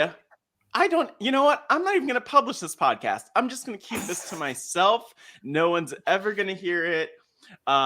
This is wild. So just to recap, the game is afoot? No, I was going to say the game proper includes all of these games. Like if you want to know the canon official Black Widow Brigade game, it's these 24 roles. Like this is the game. Oh my gosh. So we have Natalie Cole, Tina Weston, Colby Donaldson, Jerry Manthe, Eliza Orleans, and a top 3. Who is the third? Tell us. Our third, coming in at number 3 is... Spill the tea. We know Edge of Extinction's in this season. Yeah. The winner of Edge of Extinction, Chris Underwood. Okay, well, we don't know how we feel about that. Controversy. Okay, Chris Underwood. He won. He did win. This is a wild role. Chris That's Underwood good. Plays a great Edge game. Automatically returns from the Edge of Extinction one time in the game if he is there. So he nullifies the whole token play, the whole puzzle game, everything about the Edge. He just comes back. And people are randomly like... or at that's his power. So he gets to play his... No, it's at an Edge return. Like at any one Edge return. So would that makes him the one to come back? Or would he come back in addition to someone else? He's the one. Wow. Oh, man. If I didn't win condition, return from the Edge of Extinction 2 times. I'm getting fired up. So he has to do it. He has to get voted back in and then also get voted out again and then use his free or one way or the other. Wow. That's wild. And a lot of people in the game thought that Shannon was Chris Underwood because she came back and she had all these tokens and people didn't know where she was. So they were like, she's Chris Underwood 1,000%. And I was like, makes sense though. And that's one thing that's also fun about this game. Just all these other roles that people could have been that logically bring up all these other conclusions. Like it's not, we know that Shannon was given her tokens. Like, no, there are so many other things that could have happened. And it's cool hearing about these roles because it just seemed like there was a lot of, I'm sorry, Josh Wigler, there was a lot of sus around this entire game for a lot of reasons. And it doesn't always fully seem justified or fully clear where it's coming from. But when you have the context of these additional roles, so much of it makes more sense. And I mean, you give even more credit to the players when you're like, oh, well, if they're dealing with like this broader set of rules and roles, like obviously it makes sense that they could think that it might be one thing as opposed to like someone willing a bunch of tokens to Shannon, which just seems like it requires a lot more coordination, which like she had as a brochacho. But that's really fascinating. So Chris Underwood, and there are still 2 more. Okay, the next one's hilarious, I will say. It's Are you sure that you want this to be the next one?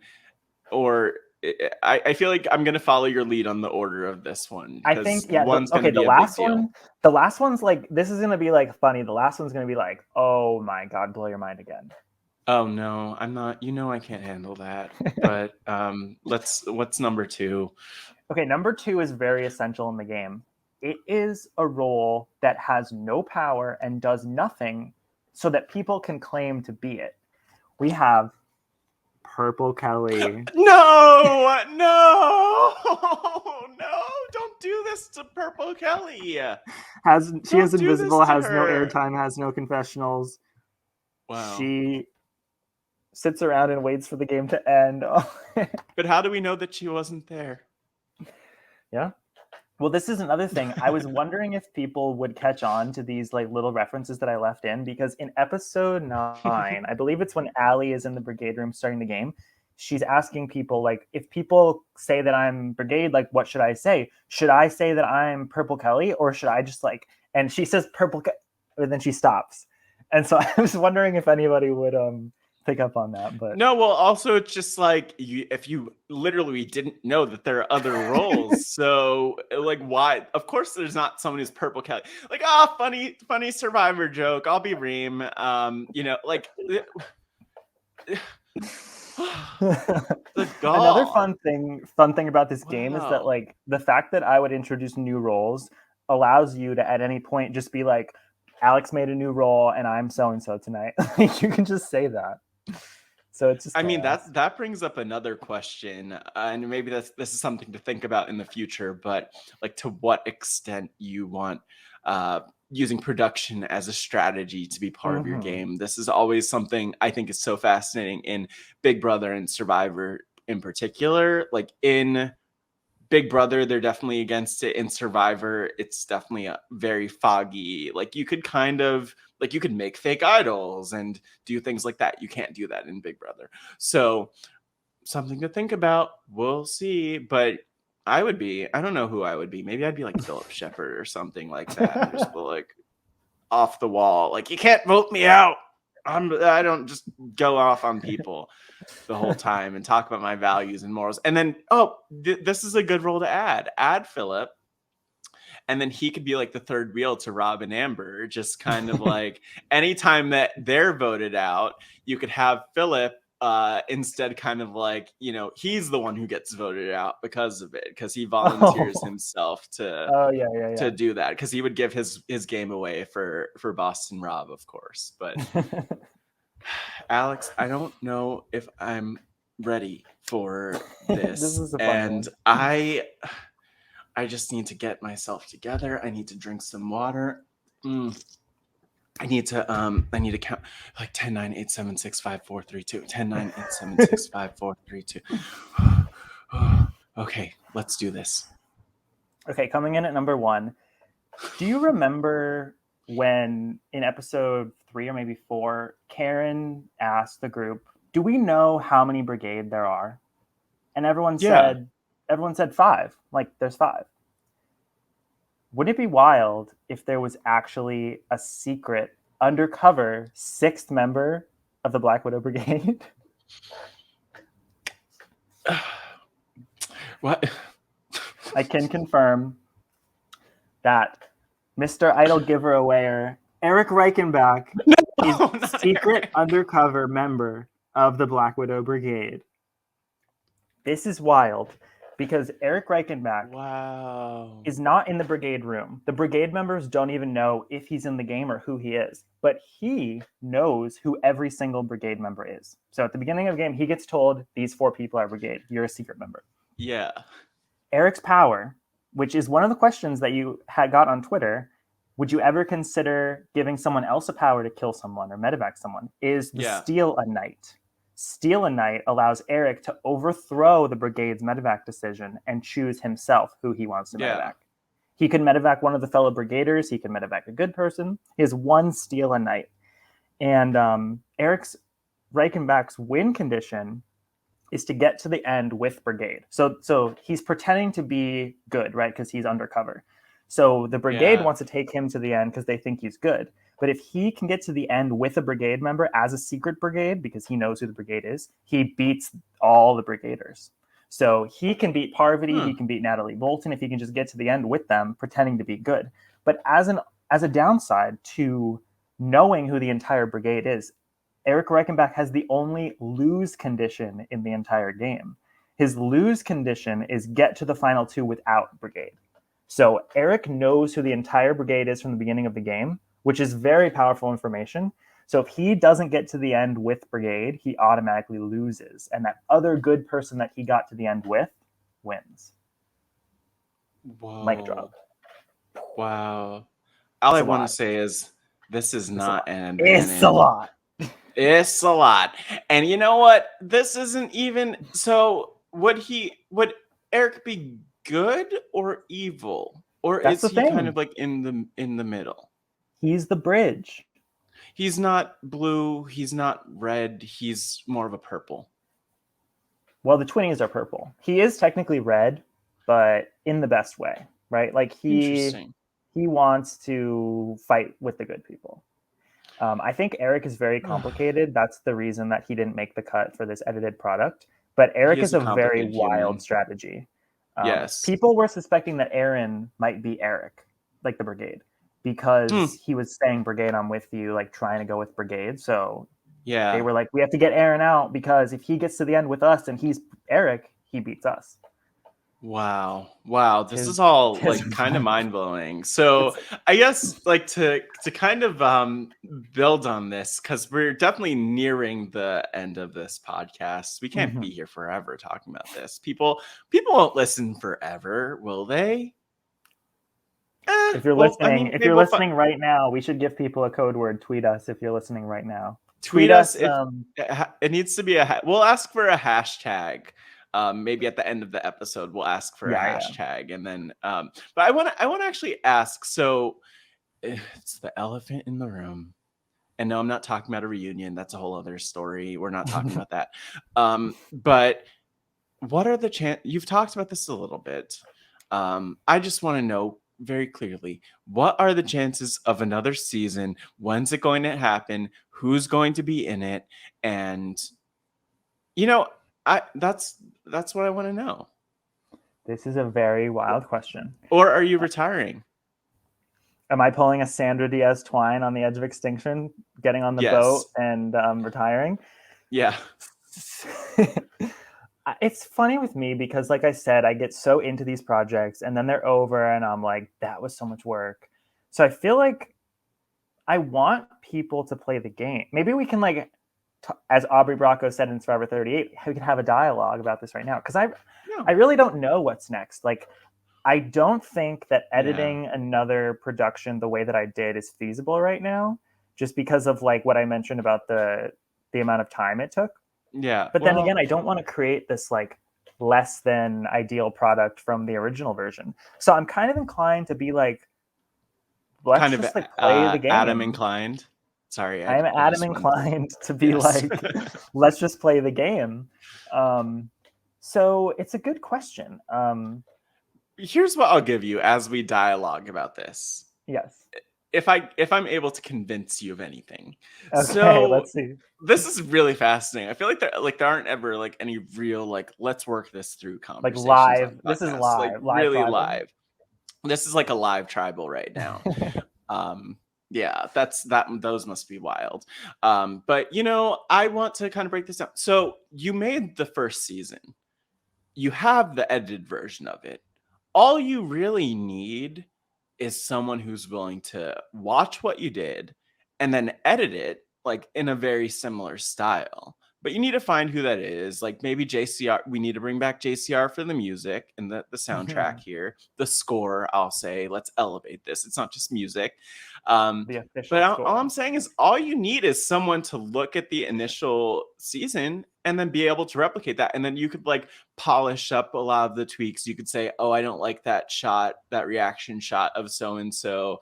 Like, let's go with something different. But I think we need another season, Alex. Like, I just don't want you to have to do all the work, or a ton of the work, I should say, because I know there's been a huge team effort for a lot of elements of it.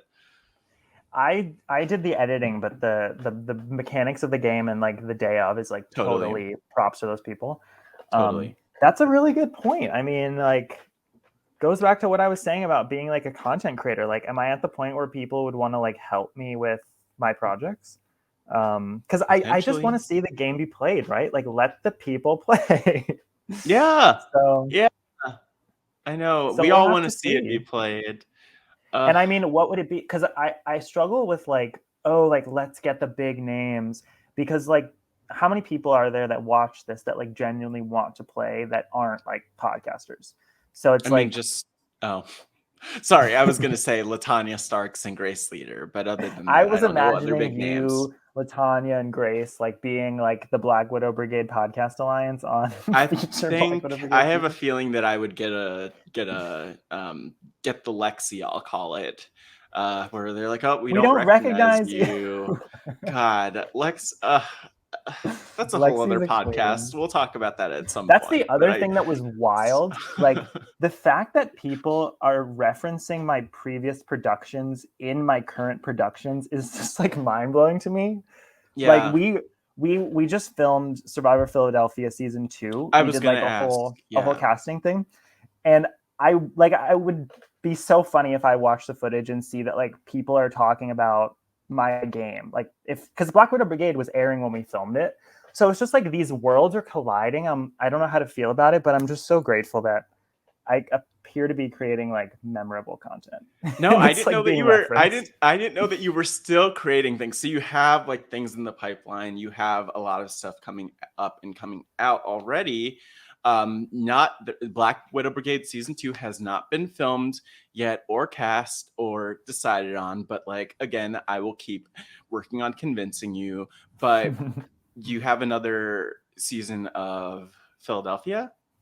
Yeah, so we filmed it once everything was like relatively good with the pandemic. We went through a lot of like freaking out about that, but we had a fully vaccinated cast and crew. It was a brilliant day, and I'm so excited for people to see that. Like this is what I mean about like I want everyone to see everything when it happens, but I obviously need to go through the editing process, and we got a lot of footage. So I'm to anyone who watched Survivor Philly season 1 early teaser, like there wasn't a lot of confessionals. We only had like 1 or 2 filmers. This season, I'm thinking it's going to be good. So I'll just let's hope, but this is the thing I think that's so cool. It's that like you put out this season of Black Widow Brigade, which you had different things to work with in terms of it being through Zoom. But I mean, like everything that you create, like speaking creator to creator, everything you create makes you better at creating the next thing. And so I'm excited to see that, like knowing that you have more cameras, more filming. Like let's hope that maybe, who knows, maybe Lexi will have a redemption run there. We'll continue to follow her arc. But this is awesome. So is there anything so maybe else? Maybe we'll pivot back to Black Widow Brigade after Survivor Philly 2. Maybe it will somehow be like an overlap between the two again, and you'll have like in Black Widow Brigade 2 we'll have references to Survivor Philly 2 and Black Widow Brigade 1 and Survivor Philly 1 and all of that stuff. But anything else that you just kind of want to share? I know that you had some notes too leading into this, but anything else that you want to share and mention while we're still here podcasting? And thanks again for everyone who's still listening and tuning in.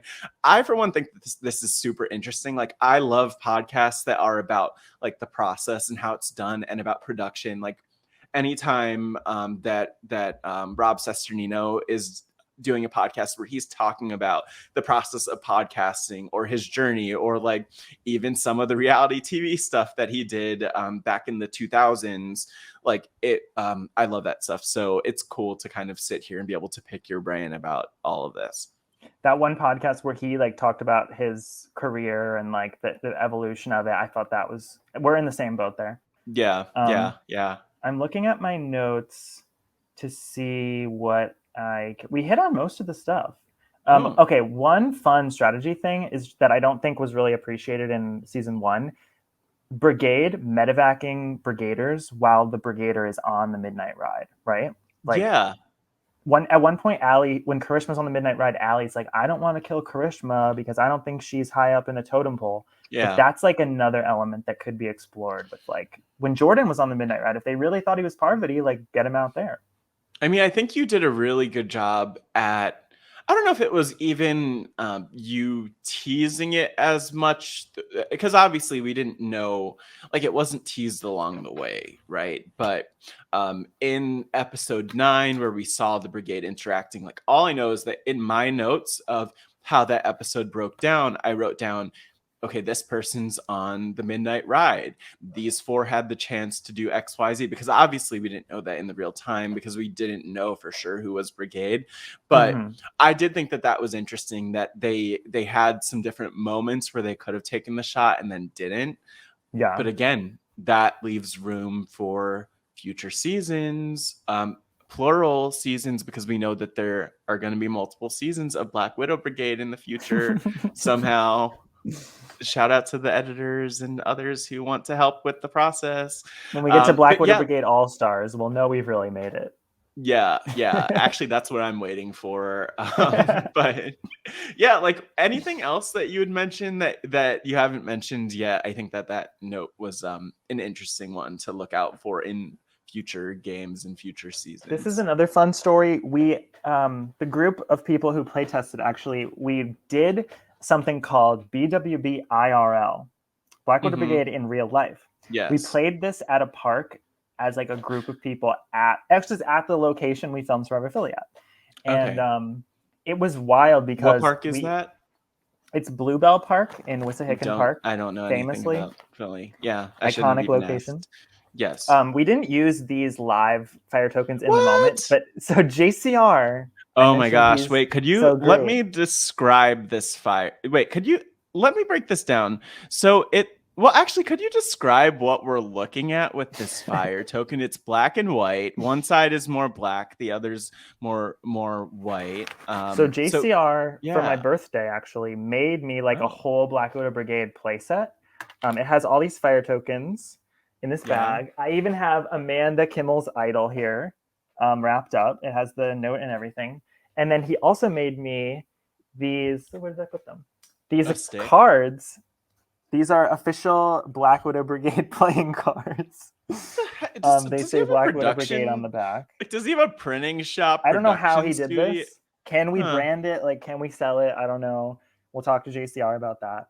Yeah. But we played in person, and people were like playing idols, like handing me fire tokens and like running through and collecting their tokens from the night. It's interesting in that game, the Brigade can't collude because it's in person. So you have to like just close your eyes and then Brigade points. But sometimes I just look at all this stuff and I'm like, how did this all happen? Like, this is a whole world I've created in my room.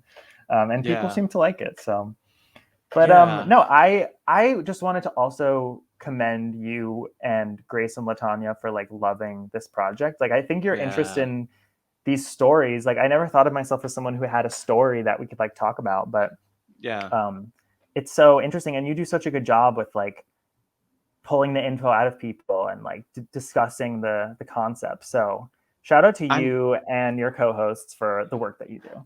I mean, we love it, and it's a lot of fun. And I think the thing that was so cool was even just seeing Black Widow Brigade come up, being really jealous at first, because I was like, wait, all of my friends, or like all these people I podcast with or have seen in podcasts are doing this. Like, this is so cool. What's going on? How did I miss the sign up form for this? And then it was me reaching out to you and being like, hey, here's who I am. Could I, like, maybe I'll podcast about this, which you were excited about.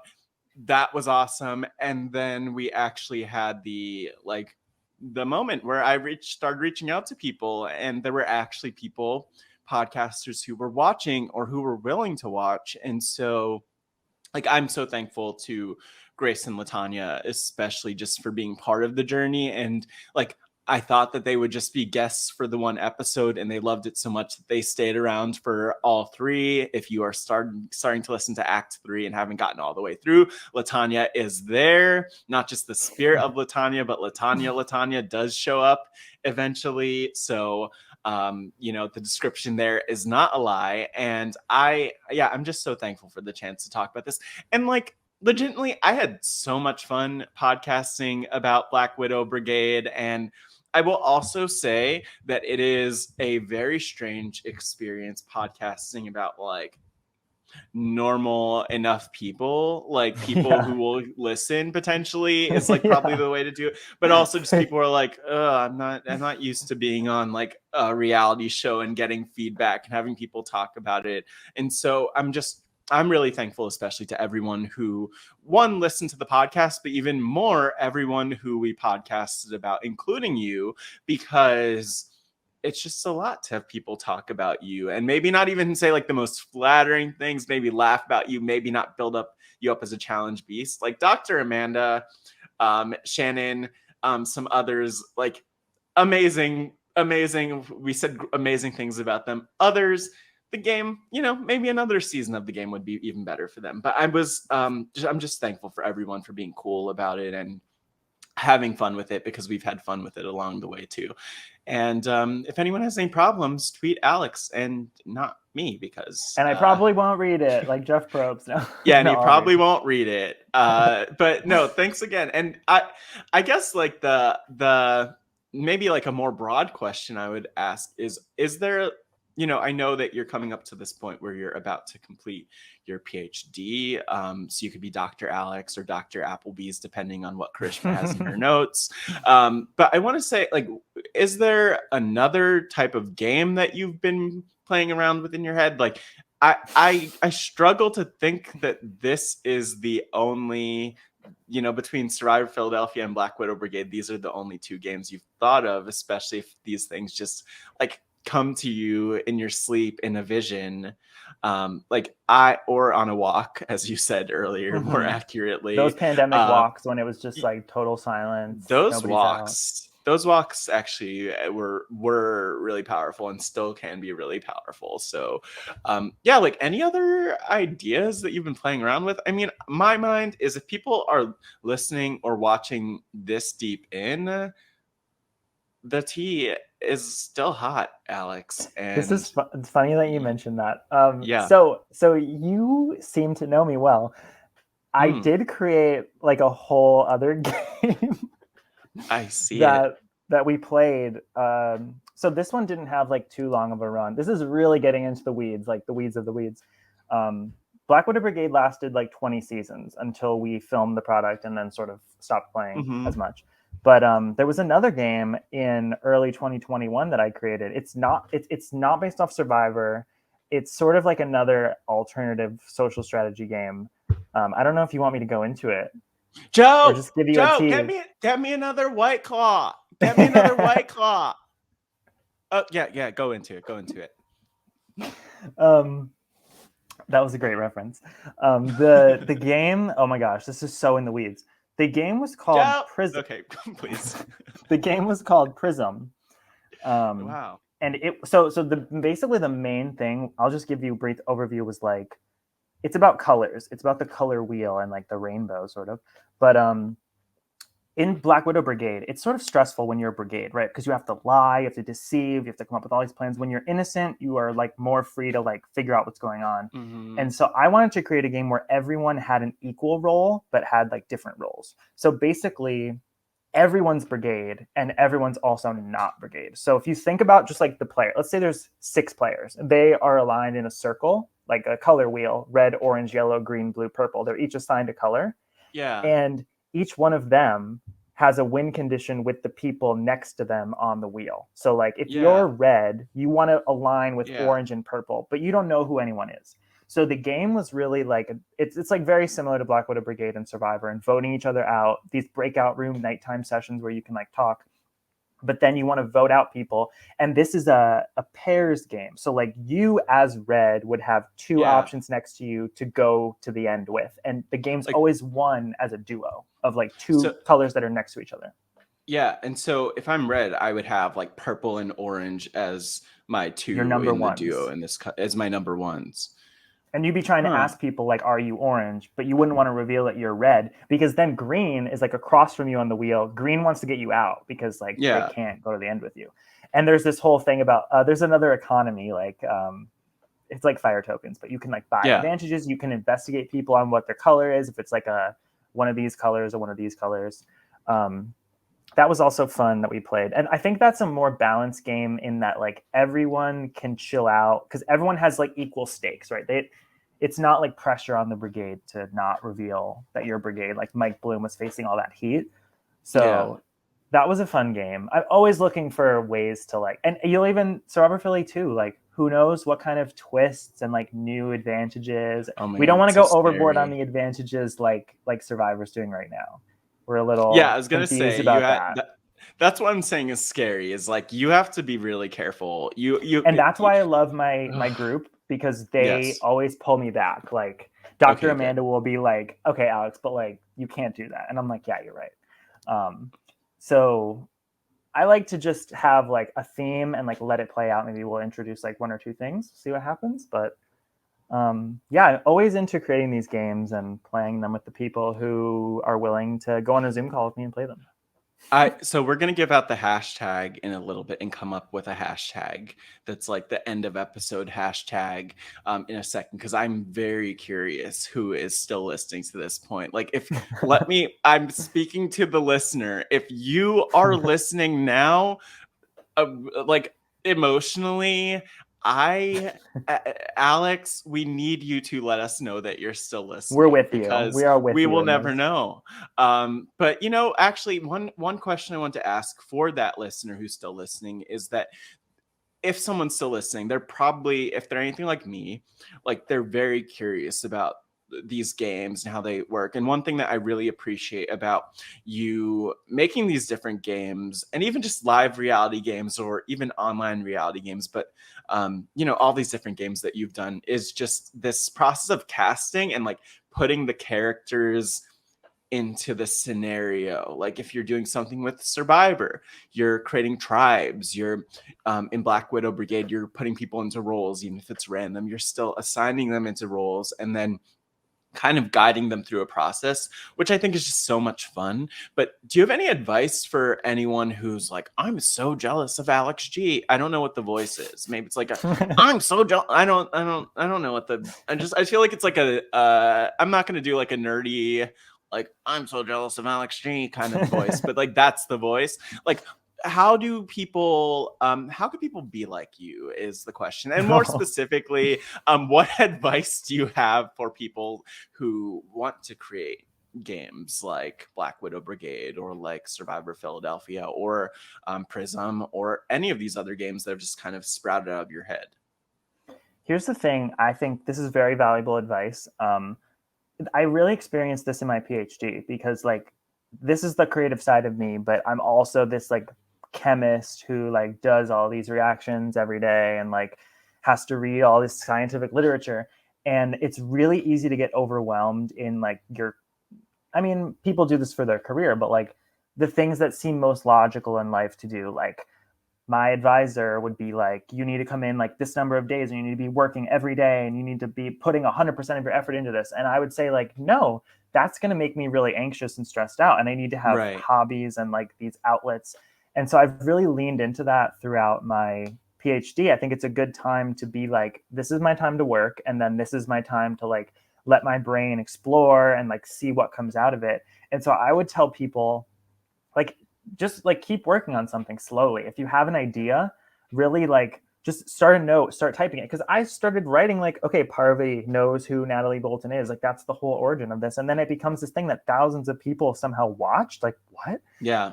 Survivor Philly, I like walked by the park when I was going on a hike and I was like, I wonder if I could like get this whole Survivor season to happen. So wow. Just like focusing on your hobbies. Like everyone needs, I literally said this in the Story of Survivor Philadelphia podcast about like my life, where I was like, you need to go to bed at the end of the night and know that like something that you're doing is really fun. And so whether that's your career and you choose to do it for money, or whether that's just like an outlet, you want to be always like pushing the narrative of your own story forward. So like what's next for Alex G? Like we'll see.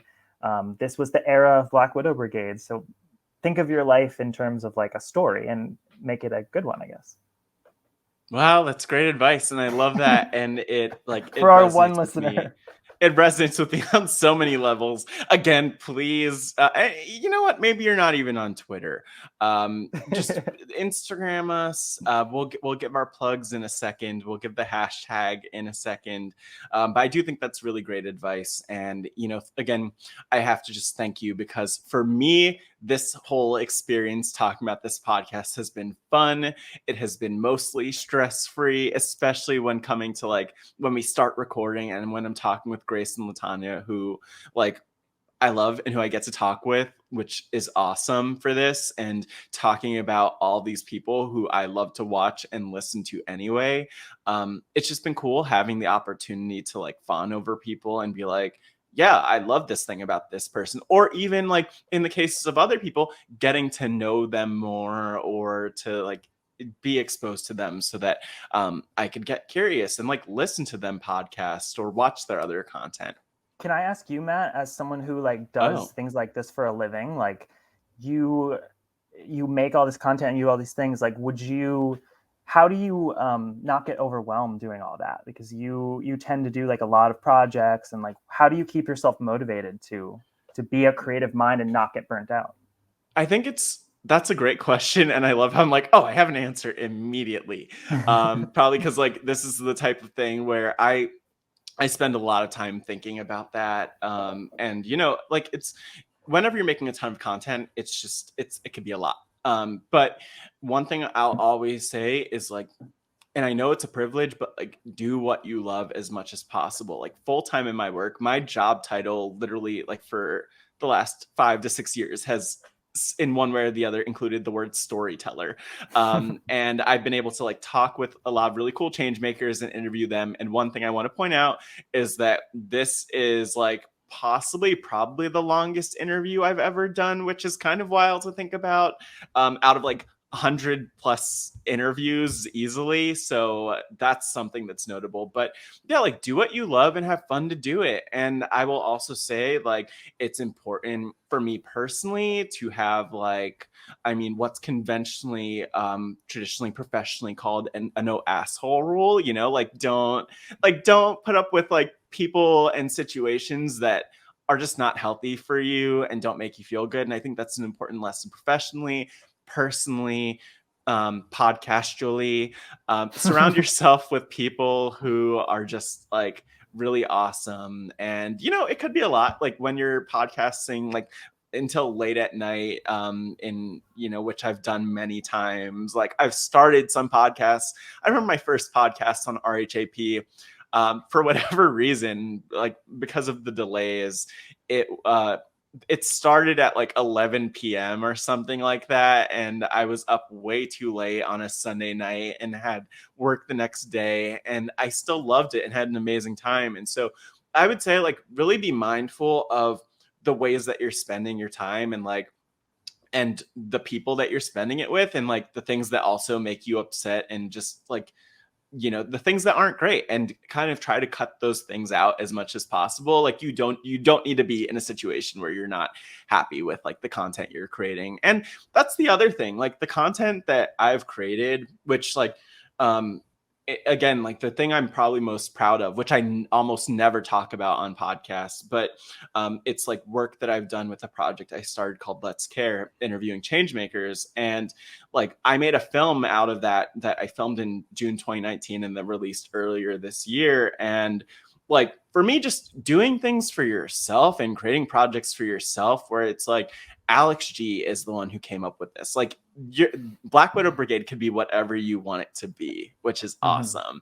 And I think just having that agency to create something, you know, with feedback and with help and support, like that's awesome. And makes you feel fulfilled. It makes you feel fulfilled, and it adds like this is getting so deep, but and I won't go into this a lot, but like one person that I love from the reality TV world, Sarah Rice, who was on The Real World and The Challenge on MTV, and she is a marriage and family therapist and talks about your emotional bank account and like how each and every day we start with like, let's say $100. Well, everything that we do, like we're spending emotional dollars on a lot of things in our day, but we need to do things that contribute to our bank accounts. We're like spending fire tokens, emotional. Yeah, fire like tokens. You need to get your fire tokens back, though. Yeah. You know, you need to like do things where it's like, oh, I feel great, I'm fulfilled, and so that's one thing for me as a creator. But you know, I think also a community of creators and being able to talk with people and have conversations like this is so important. And so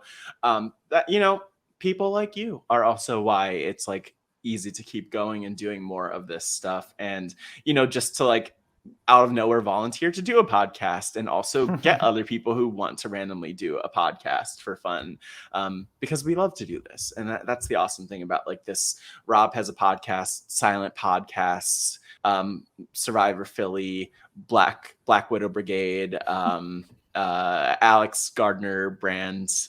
And there's like hundreds of other of these productions going on like across tons the world. Of other ones. It's crazy, even if you just search like live reality games, there's a lot that comes up. I know there's like Survivor New York that comes. There's so many things. Like literally this last year, I've gotten so many message requests in my DMs that I just ended up ignoring because I was like, oh my god, there's another online another ORG that someone wants like people to play. And it's awesome to see those communities still exist, and that like maybe they blew up through the pandemic, but they're still, we're still in a pandemic, but like they're still continuing now, even as things open up again and kind of get a little bit more back to normal. So this is all truly bigger than the game. Oh my gosh, look at that. Is that our hashtag? Hashtag bigger than the game. Yeah, that could be the hashtag. So that's if you are still, that's what our podcast was. If you're still listening to this point, and it really look at that. Oh my gosh. If you are still listening to this point, please, please, please either use the hashtag bigger than the game and tag us, and we'll tell you where to tag us, or like DM us and just be like, hey, that was really cool. I was listening to 2 hours in, and maybe it was on 2x speed. We don't need to know those details. 3x if you have to, whatever. I think we're two similar personalities that are like in our fields and ready to go on, and we needed someone to like rein it in. But if you're still here, like, thanks for listening to us. Oh no, we didn't need anyone to rein it in. This was exactly what we meant. This is what we needed it to be. Exactly what we needed it to be. But Alex, so a hashtag bigger than the game. Where could the people find you on social media, connect with you, ask follow-up questions, bother you about other games and things that you're probably scheming about? My other 4 other games. The listeners can follow me at AC Gardner 7, Gardner, not the profession of Gardner. You can also follow the Black Widow Brigade Instagram. It's widow_brigade. I know I hate that handle, but I think that's what it is. But all the other good ones were taken. Actually DM'd Black Widow Brigade Instagram, and I was like, hey, are you using this? Can I use it? Oh, sorry, it's Black Widow_brigade. Okay. No. But on Twitter, it's widow_brigade. I don't know. It's just Black Widow Brigade. You'll find it. Look, if and when season 2 happens, we will sort out these handles because. And then you can follow Survivor Philly, my other account at Survivor Philly. That's on Instagram. I might make a Twitter soon, but we got all the content coming, so stay tuned for that. And that's exciting. And if you want to follow me, I'll say what else I'm up to. So the Wrestling RHAPup over on RHAP, doing that with the incomparable Mari Forth, who is a phenomenal podcaster. And I have to shout out Mari. I always love to shout out Mari and plug her Twitter at Mari Talks Like Much. No, at Mari Talks Too Much. 2 like the number 2. That's what I was going for. Mari Talks Too Much. And Mari's amazing. Also podcasting about a bunch of these shows, but also podcasting about a bunch of other stuff. Hopefully, maybe, who knows, maybe next season Mari will be on Black Widow Brigade. Maybe Mari will podcast about it. Who knows? Maybe I'll be back podcasting about it with Grace and Latanya. Maybe we'll be playing. We have no clue. But if you want to be in touch, and again, hashtag bigger than the game, you could tweet me or Instagram me at MattScottGW, and that's where you could find me. But Alex, you're here. We're here together right now. Any like words of wisdom, anything final kind of to share with the people as we wrap up this journey? Thanks again for watching and listening. I would just say, everybody, stay happy, stay healthy, stay safe, do what you love, and be yourself. There's nobody else to be other than you. So just keep doing you, whatever makes you happy. Yeah, and I'll just say hashtag bigger than the game. This has been Silent Podcasts.